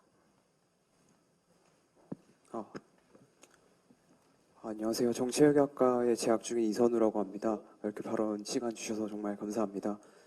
제가 드리고 싶었던 질문은 크게 두 가지 측면이었는데요. 제가 경남 창원에서 초중고등학교를 나오고 서울에서 오다 보니까 아무래도 주거 문제에 관심이 커서 질문을 드리고 싶었습니다. 앞서서 그에 대한 해결책으로 월세 지원금이라든지 뭐 보증금을 지원하는 부분에 대해서 말씀을 해주셨는데 제 개인적인 생각으로는 그게 큰 실효적인 해결책이 아니라고 생각을 합니다. 왜냐하면 결국 그것이 어떤 지원해주는 지원금이라든지 보증금, 지원금이 결국 시장 가격에 방영될 가능성이 크다고 생각을 합니다. 저 같아서 집주인일 경우에 뭐 정부에서 월세 지원금을 준다든지 아니면 보증금을 지원해준다라고 생각을 했을 때 그에 해당하는 상하는 가격만큼 몰릴 것이라고 생각을 하거든요. 그리고 현실적으로 아마 그렇게 진행이 되어 왔었고요. 따라서 이러한 주거 문제의 본질적인 해결 방안이 지원금이라고 생각을 되지 않고 차라리 앞서서 말씀해 주셨던 뭐 강원도 차원에서 지역 학사를 만든다든지 이런 부분을 좀 더 정부 차원에서 늘려나가는 것이 보다 현실적이고 그리고 시장 경제에도 어느 정도 부합할 수 있는 방안이라고 생각을 합니다. 그리고 이러한 어떤 주거 문제의 본질적인 부분이 사실 정부에서 지원을 해주지 않기 때문이라기보다는 저는 수도권 인서울 쏠림 현상 때문에 발생되는 문제라고 생각을 하거든요. 인서울 쏠림 현상이 많기 때문에 수요가 많이 발생되고 그에 반면 공급은 턱없이 부족한 상황이니까 열악한 집에서도 비싼 가격을 주고 살아야 되는 문제가 발생하는 것이라고 생각을 합니다. 실제로 제 주변에 지방대학을 다니고 있는 친구 같은 경우에는 저보다 훨씬 낮은 금액의 월세를 부담함에도 불구하고 훨씬 좋은 집에서 살고 있는 것을 봤거든요. 따라서 이러한 문제가 좀 뭐랄까 대학생의 미래라는 어젠다보다는 인서울 대학생의 미래라는 어젠다에 부합하는 어떤 한계점을 가지고 있는 점이라고 생각을 합니다. 그리고 두 번째로는 제가 주거 부담을 어떻게든 줄여보기 위해서 선택했던 방안이 전세 대출을 활용하는 것이었거든요. 전세 대출을 활용하다 보니까 한 달에 이자를 16만 원만 내면 되더라고요. 뭐 8,400에서 1억 가량 대출을 받았을 때. 근데 곧 있으면 만기가 되는데 아무래도 전세 대출 관련해서 사기가 많이 발생하다 보니까 조금 많이 두렵기도 하고 집주인분들이랑 이런 전세금 반환에 있어서 연락을 할 때 좀 연락을 좀 잘 안 받으시거나 좀 부정적인 뉘앙스로 답변을 해주셨을 때 좀 덜컥 겁이 나더라고요. 그래서 이러한 부분에 있어서 어떻게 그러니까 청년들의 전세 대출 문제 그리고 그 사기 문제에 대해서 어떻게 해결 방안을 가지고 있으신지 이 두 가지 측면에서 질문드리고 싶었습니다. 말씀 고맙습니다. 첫째 정확히 보셨습니다. 대한민국 사회는 자유민주주의 사회고 경쟁을 지향하는 자본주의 사회잖아요. 이 틀을 깨버리는 방식은 사실 어려울 겁니다. 그렇지만 그럼에도 불구하고 지원금이 나갔을 때 어떤 당장의 문제가 분명히 해결되는 점이 있을 거예요. 그렇지만 그런 부작용도 있을 수는 있을 겁니다. 그러니까 말씀하신 것처럼 이런 학사 제도가 늘어나고 기숙사 제도가 더 확충되는 것이 근본적인 해결 방법일 텐데요. 그 부분에 대해서도 저희가 한번 잘 논의해 보도록 하겠습니다. 그 말씀 추진을 이해합니다. 그렇지만 이거 굉장히 어려운 문제라는 거는 동의하시죠? 왜냐하면 서울이니까요. 그리고 서울의 집값은 땅값은 올라가고 있고 그러니까 이게 생각해보면 이런 문제가 생길 수밖에 없고 이걸 완전히 틀어막는 방식으로는 말씀하신 것처럼 서울 집중이 해결되지 않아가지고 해결될 수 있는 문제는 아닐 겁니다. 그렇지만 말씀하신 방법까지 포함해서 저희가 해결책을 더 잘 생각해 보겠습니다. 전세대출 사기는 사실 이 전세대출 사기는 이게 양질의 주거가 최근에 공급이 좀 덜 된 상황이었고 그러다 보니까 빌라가 신축이 늘어나고 그러니까 일반적인 경우에 있어서 한 주택에 대해서 갖고 있는 주택을 이 전세를 놓는 경우에 나누는 경우라기보다는 한 명이 소위 말하는 전세왕처럼 여러 개의 빌라를 하는 과정에서 전세 사기가 많이 일어나고 있거든요.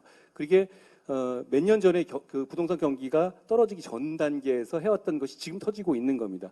그 부분에 대해서 저희가 정부 차원에서 여러 가지 대책을 내놨고 앞으로 이 부분이 새로 나오는 전세 사기가 과거처럼 많아질 거라고 저는 생각하지 않습니다. 그렇게 놔두면 이제 다만 과거에 아직 잠재된 전세 사기들이 터질 가능성은 그건 모르겠어요. 그거는 그럴 가능성은 파악은 정확하게 안 되지만 가능성은 있지만 저희가 대비는 충분히 하고 있습니다만 지금 시점에서는 저희가 여러 가지 낸 방안들이 있잖아요. 뭐 전세에서의 뭐 확인하고 해야 되고 의무하고 이런 것들 그런 게 된 이상 과거 같은 그런 전세 사기가 일어나기는 쉽지 않을 것 같습니다. 저희가 그럼에도 불구하고 더 빈 곳이 있는지 잘 살펴보겠습니다. 좋은 말씀 고맙습니다. 어려운 문제입니다, 사실. 네, 저기 손 또 번쩍 있으시면 네. 뭐 자유 토론이라는 게 끝까지 해야 자유 토론이죠. 네. 네, 안녕하세요.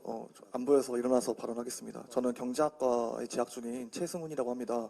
제가 지금 말씀드리고 싶은 것은 취업에 관련된 이야기인데요. 그 중에서도 지금 학업 인플레가 매우 심하다는 것을 말씀드리고 싶습니다.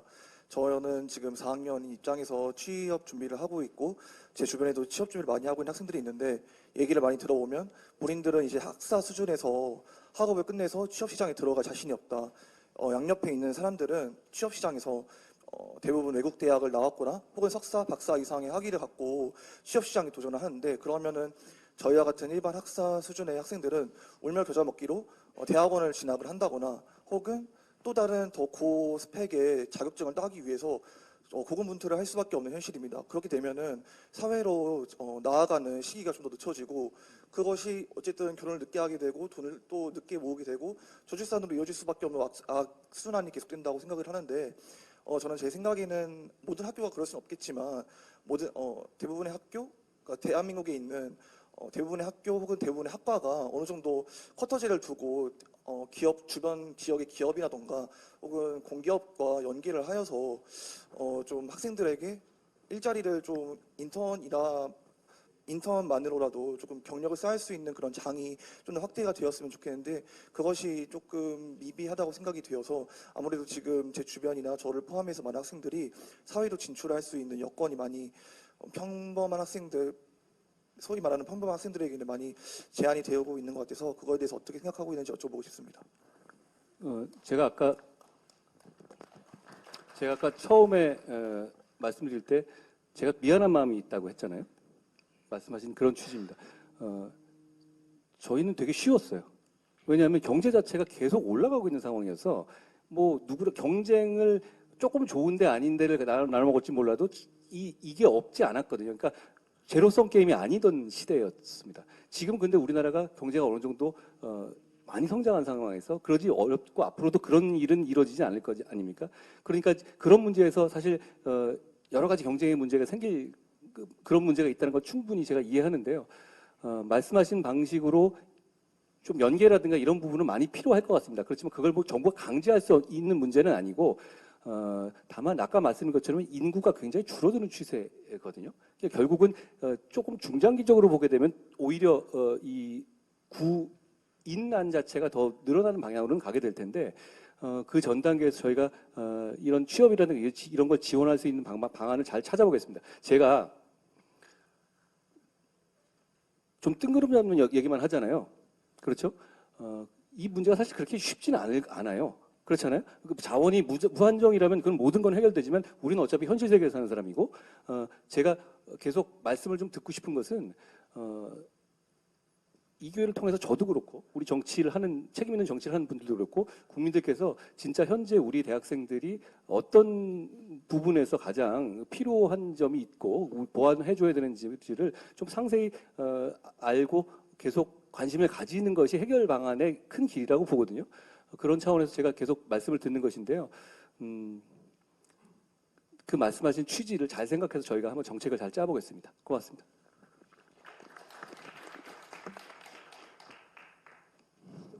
네, 저기 먼저 마이크 전달 부탁드립니다. 안녕하십니까. 숭실대 철학과의 김재화라고 합니다. 아까 여기 학생분이 질문하셨던 내용에서 제가 전부터 혹시 만날 기회가 있다면 여쭤보고 싶었던 부분이 있었는데요. 그 법 집행 관련돼서 그 국민들의 어떤 정서라던가 그 사람들이 분노하는 것, 우리가 법감정이라고 불리우는 것들 있잖아요. 그 법감정이 법치, 곧 법 시행에 있어서 영향을 끼치는 것이 어떻게 보면 상식의 반영이라고 생각해서 옳은 방향으로 보는 의견도 있겠으나 때로는 어떤 그 국민 정서가 되는 이슈가 되는, 예컨대 옛날에 뭐 박근혜 전 대통령이 탄핵당했을 때 그때 국민들의 감정 뭐 어떤 그런 것들이 많은 영향을 줬듯이 어떤 법 집행의 공정성에 있어서 법 감정이 영향을 끼치는 것을 지양해야 된다고 보시는지 반영을 해야 된다고 보시는지 그거를 꼭 여쭤보고 싶었습니다. A라는 똑같은 사안이 있고 B라는 똑같은 사안이 동시대에 있어요. 그런데 A라는 사람이 사회적으로 조금 비난받는 사람이라고 해서 똑같은 B라는 사람보다 더 많이 처벌받는다. 이건 법 감정의 문제가 아니고 불법적인 겁니다. 그냥 제가 말하는 법 감정이라는 것은 예를 들어서 국민들이 생각하시기에 연쇄 살인을 하거나 연쇄 성폭행을 10회 한 사람은 절대로 햇빛을 보면 안 된다라는 생각을 정말 대부분 가지고 계신다면 저는 그렇게 선고자가 돼야 맞다고 생각해요. 법은 상식의 반영이거든요. 그렇지만 예를 들어서 어떤 진영에 따라서 그 사람의 그런 식의 법 감정의 문제는 블라인드 테스트를 해서도 같은 결과가 나와야 되는 것이지, 그게 사람의 이름을 놓고 나서 달라진다고 하면 그건 법 감정이 아니고 그거는 행패고 그거는 불공정인 것이죠. 그렇지만 좋은 법은 상식대로 상식 있는 사람들의 판단과 결과가 일치하는 것이라고 저는 생각해요. 그러니까 결과 자체가 상식적인 판단이 전 더 중요하다고 보거든요. 그럼에도 불구하고 우리는 시스템이 있기 때문에 상식에 부합하지 않은 판결이 확정되더라도 존중은 해야 하는 겁니다. 그렇지만 그 판결이라든가 수사를 비난하고 비판할 수는 있는 것이죠. 그런 걸 통해서 법감정이 도출되는 것에 대해서 저는 전혀 불만이 없다고 생각합니다. 그렇지만 아까 말씀드렸다시피 내가 좋아하는 사람이거나 어떤 유명인이기 때문에 실제보다 훨씬 더 많이 처벌받아야 된다. 사람 마음에 그런 게 있을 수 있잖아요. 그건 법 감정의 문제까지 이르지 않는 문제고요. 그것까지는 허용돼서는 안 되겠죠. 제 생각은 그렇습니다.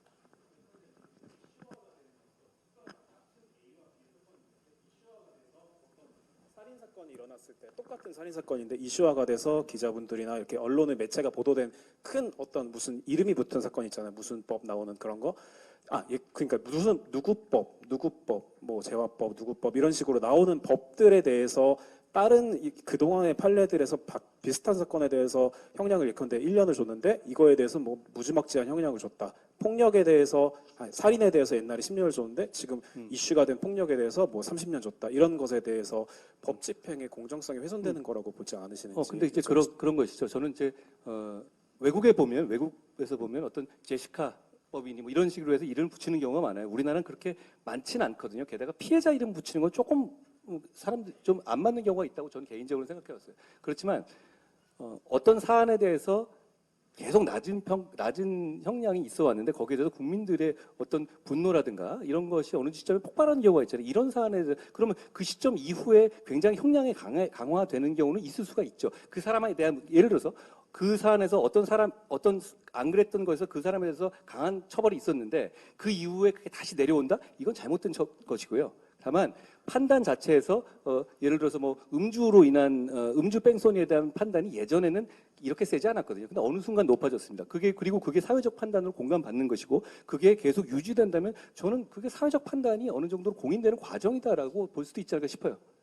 물론 그렇지만 인류적으로 말할 부분은 아닌 게 분명히 어떤 감정에 치우쳐졌었을 때 부작용이 나는 경우도 분명히 있습니다. 근데 결국은 제가 20여 년간 경험한 바로는 이 시간이 오래 가잖아요. 그럼 대한민국 국민들의 민도가 굉장히 높습니다. 결국은 균형점을 전 찾아간다라고 생각합니다.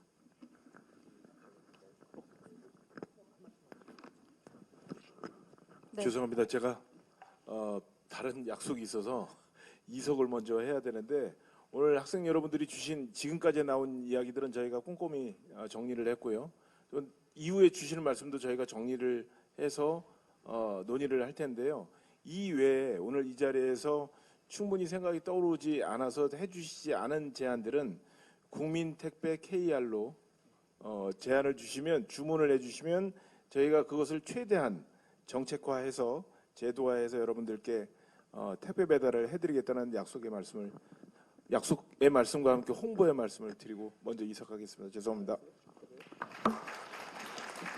뭐 우린 더 해도 됩니다. 뭐 자유 토론이 끝까지 해야 자유 토론이지 뭐 중간에 막으면 자유 토론이 아니죠.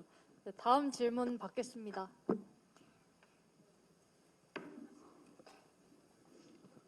네, 안녕하세요. 경영학부 재학 중인 학생인데요. 저는 오늘 주제가 대학생의 미래인 만큼 대학생 의제에 관심이 많고 대학생의 당사 작성에서 대학생에 대해 이야기할 수 있는 내용을 다뤄보고자 합니다. 저는 교육권에 대한 질문을 드리고자 하는데요. 내년에 이제 정부 정책으로 모집 단위 강력화가 시행될 예정입니다. 모집 단위 강력화가 시행될 예정입니다. 그리고 또한 우리 숭실대학교에서는 다전공 활성화, 다전공 의무화를 앞두고 있습니다. 그렇지만 학교의 사정이 그걸 따라가지 못합니다.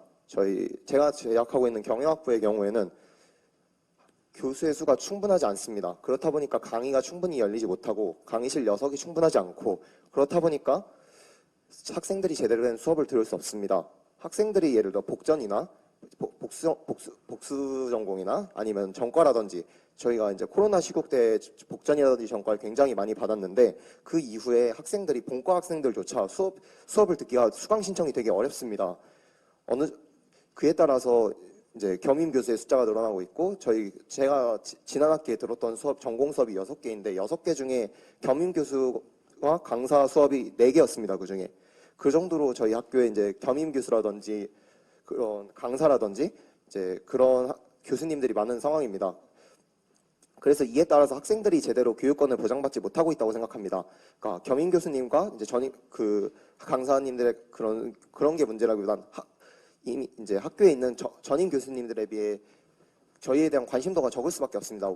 현업이 있으신 분들이고 그렇기 때문에 저희에 대한 관심도가 적을 수밖에 없습니다.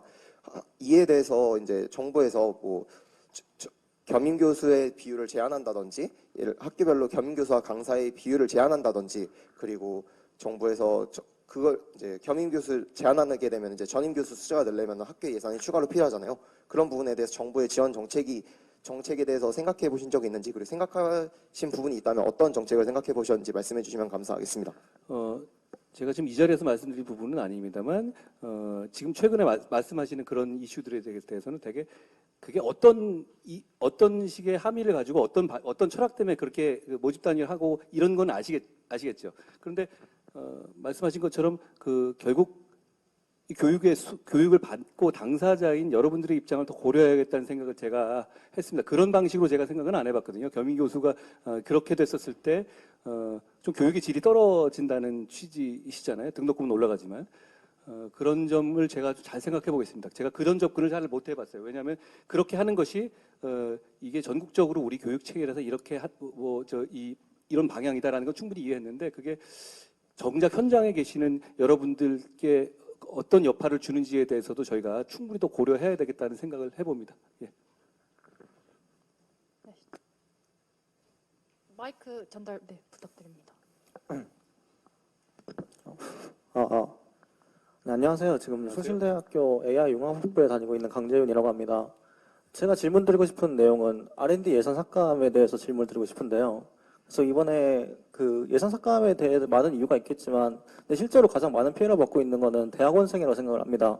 예를 들어 제가 아는 사람만 해도 이번 R&D 예산 삭감에 의해서 원래부터 적은 월급을 받고 있었는데도 그것으로 인해 훨씬 더 많은 월급을 받으면서 일을 하고 있습니다. 이거에 대해서 과연 R&D 예산 삭감이 대학원생에 가장 많은 피해를 받는지 이것이 목적이었는지 그래서 이런 현상에 대해서 어떻게 생각하고 있는지 궁금합니다. 그 부분에 대해서 여러 가지 비판이 있다는 것은 저는 잘 알고 있습니다. 뭐 제가 만든 정책은 아닙니다만 다만 그거를 그렇게 하는 이유도 정부 입장에서는 분명히 있었을 거라고 생각합니다. 방만한 어떤 그런 부분을 어차피 세금이잖아요. 그런 부분을 제대로 통제한다 이런 생각이었던 것으로 아는데요. 그럼에도 불구하고 말씀하신 이런 부분을 보완하기 위한 보완책들이 지금 많이 준비되고 있는 것으로 압니다. 그런 선의의 피해자가 생겨나지 않도록 저도 잘 챙겨보겠습니다. 네, 말씀 부탁드립니다. 네, 안녕하세요. 저는 숭실대학교 이제 졸업을 앞두고 있는 성준영이라고 합니다.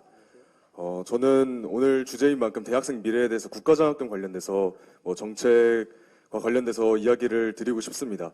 하나는 국가장학금의 소득분위 아까 이야기가 계속 말씀을 대학생 대표님들께서 주셨는데 국가장학금의 소득분위를 산정할 때 있어서 고정자산 역시 대학생의 자산으로 들어가게 됩니다. 근데 이렇게 됐을 때 부동산 가격이 이번에 올라서 대부분의 학생들의 소득분위가 9분위까지 올라가는 현상이 생겼고 그래서 국가장학금 전체 예산이 2,900억 가까이가 남았습니다. 사실 이런 것들을 개선하기 위해서는 고정자산의 반영 비율을 줄이고 월 소득 순이익을 기준으로 국가장학금의 소득분위가 반영이 돼야 된다고 생각을 합니다. 이번에 반영하려는 움직임이 있는 걸로 알고 있지만은 그런 것들이 사실 산정할 때 있어서 여러 가지 기준들 그리고 국가장학금 자체에 대한 어떤 시행령과 법을 한꺼번에 같이 개선을 해야 된다라고 보이고 시행령과 법에 대한 개정 관련돼서 한 가지 더 말씀을 드리면 제 친구 같은 경우는 대학교를 가기 전에 출산을 했습니다. 그러니까 자녀가 있는데 이분이 실질적으로 사용하고 있는 그러니까 소비가 많기 때문에 대학교를 가기가 어렵다라는 판단하에 대학 진학을 포기했습니다. 근데 대학교의 진학과 비진학 학생들의 월급 격차가 비진학 학생들이 대학생 진학한 사람보다 취업을 했을 때 받게 되는 돈 60%밖에 되지 않는 현실의 시점에서 더 많은 학생들과 그리고 평생교육까지 고려했을 때 많은 사람들이 대학교에 진학하는 것이 사실 적절하다고 저는 보는 입장입니다. 더 많은 고등교육의 수혜 대상이 늘리게 하기 위해서 저는 법에 명시되어 있는 우선적 지원 대상으로 원래는 다자녀 그리고 이제 저소득층 차상위 계층에 계신 분들뿐만 아니라 육아를 하고 있는 아니면 자녀를 가지고 있는 대학생 본인도 우선적 자녀 대상으로 포함을 해야 된다고 생각을 합니다. 이에 대해서 여기 계신 이제 대표 분들께서 어떻게 생각하시는지 말씀 듣고 싶습니다.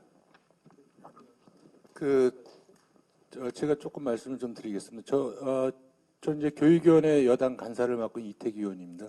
아까 제가 국가장학금 설명드리면서 말씀드렸지만 우리가 소득 구간을 결정하는 그 계산 방식은 우리 사회복지계에서 공식적으로 사용하는 공통된 공식이 있습니다. 그래서 그 공식에서 벗어날 수가 없기 때문에 그 기준에 의해서 우리가 소득 구간을 정하지만 그러면 아까 말씀하신 대로 이제 부동산 가격이 올라가 가지고 갑자기 소득 구간이 올라갔지 않습니까? 실질 소득은 늘어나는 것이 없는데 그럼 이 부분을 어떻게 할 것인가 해서 아까 말씀드렸다시피 저희가 우리가 어떤 학자금 어떤 대출 구간이라든가 근로장학금 신청 구간이라든가 이런 것이 현재 8구간까지 돼 있습니다. 이 8구간까지 돼 있는 것을 저희가 작년에 9구간까지 올려놨다는 것을 말씀을 좀 드리는 거고 그다음에 다시 이제 국가장학금도 현재 8구간까지 그러니까 그 저소득층부터 1구간, 2구간 쭉 해가지고 차등해서 저희가 국가장학금을 지원을 하고 있습니다. 그래서 이 구간을 아까 9구간까지 늘릴 것이냐 이 부분에 대해서는 제가 개인적으로 말씀드릴 성격이 아니고 그래서 비대위원장님도 계시고 그래서 저희가 당에 돌아가서 이 부분을 어떻게 할 것인가 결국 이제 재정이 수반되는 일이기 때문에 어떻게 할 것인가를 말씀 좀 드린다 이런 말씀을 좀 드리면 지금 아까 그 걱정하시는 그 소득 구간 부분 이 부분이 저는 어느 정도 해소가 되지 않겠는가 이렇게 생각이 들고요. 그리고 아까 제가 조금 부연 설명을 드리면 지금 2040년에 대학의 미래에 대해서 아까 질문을 좀 하셨는데 정확하게 2040년이 되면 지금 들어가는 대학생의 딱 절반 수준으로 신입생이 줄어듭니다.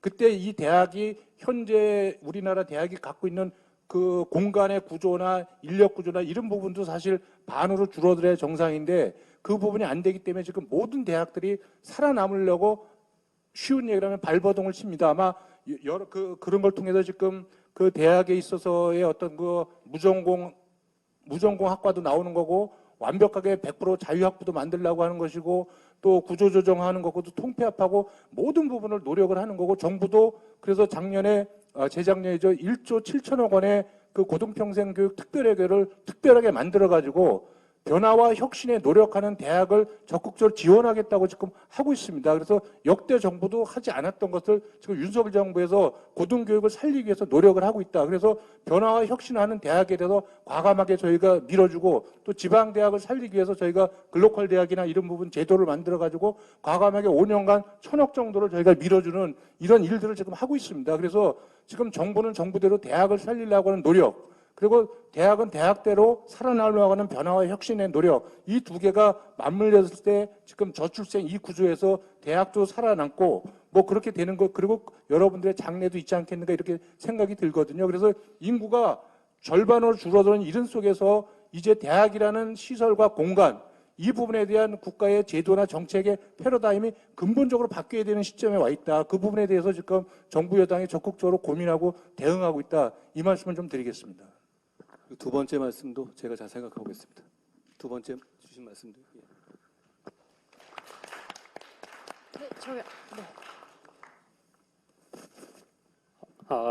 안녕하세요. 저는 안녕하세요. 세무사 이준입니다. 저는 국민연금에 대해서 한번 말씀을 드리려고 합니다. 여기 계시는 뭐 사회초년생 그리고 대학생 분들이 나중에 취업을 해서 직장에 취업을 하게 된다면은 나중에 월급을 받을 텐데 점차 지금 인구가 감소함에 따라 연금 보험료율이라든지 아니면 연금 수령 기간이 점차 늦어지면서 나중에는 연금 수령을 못하는 거 아니냐라는 국민들께서 많이 공감하고 계십니다. 그래서 뭐 국민연금을 폐지해야 된다라는 뭐 강경한 목소리를 내는 분도 계시고요. 그래서 관련해서 비대위원장님께서 어떤 생각을 가지고 계시는지 한번 여쭤보고 싶습니다. 연금 문제가 굉장히 어려운 문제잖아요. 사실 연금을 처음 기획할 때 이 연령이 우리 이 수명이 이렇게 늘어날 거라고 생각 못했고요. 그리고 우리는 정년을 늘리는 건 굉장히 또 어렵고요. 이런 한계 내에서 구획을 해야 하는 겁니다. 그렇지만 국민연금에 대해서 나중에 못 돌려준다? 계산상으로 여러 가지 그런 얘기 나올 수 있지만 정부는 반드시 길을 찾을 겁니다. 정부가 그걸 했을 때 국민연금을 못 돌려준다? 그럼 정부는 유지될 수가 없거든요. 선진국 중에서 그런 식의 얘기들은 계속 나오고 있지만 다 길을 찾고 있습니다. 저희도 굉장히 윤석열 정부가 연금 개혁에 대해서 여러 가지 고민을 하고 있는 것이죠. 그렇지만 그 문제를 너무 과격하게 나갔을 경우에는 또 여러 가지 혼란이 나올 수 있어요. 그러니까 그 부분에 대해서 충분히 지금 고민하고 대비하고 있다고 생각하셔도 될 것 같습니다. 그게 만약에 국민연금이 나중에 우리 못 주겠는데 이렇게 돼가지고 나라가 운영될 수 있겠어요? 그럴 일은 저는 없을 것이라고 확신합니다. 그렇지만 그 내용에 대해서 결과적으로 어떤 방식의 개혁을 할지는 사실 그거는 모든 사람들의 이해관계가 첨예하게 달린 문제입니다. 그건 이게 미리 그 상황을 예단해서 말씀드리는 것은 오히려 혼란만 있을 것 같고요. 여러 가지 검토를 정부에서도 하고 있다라는 정도로 제가 말씀드리겠습니다.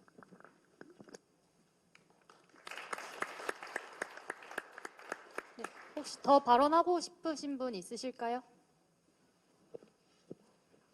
네. 네.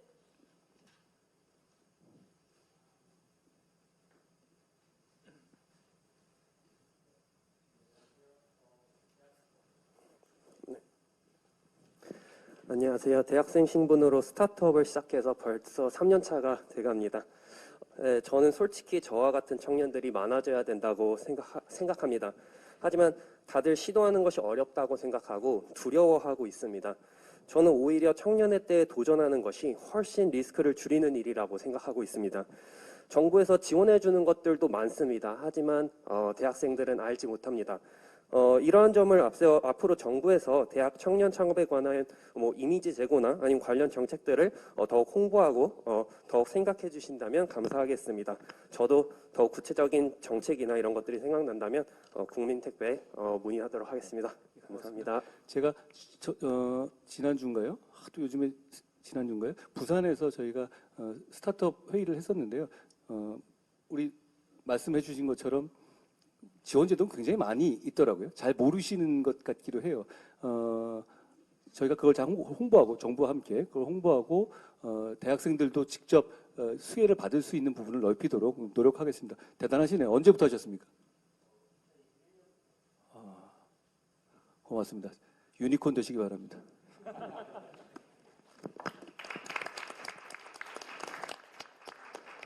네, 혹시 더 발언하고 싶으신 분 있으실까요?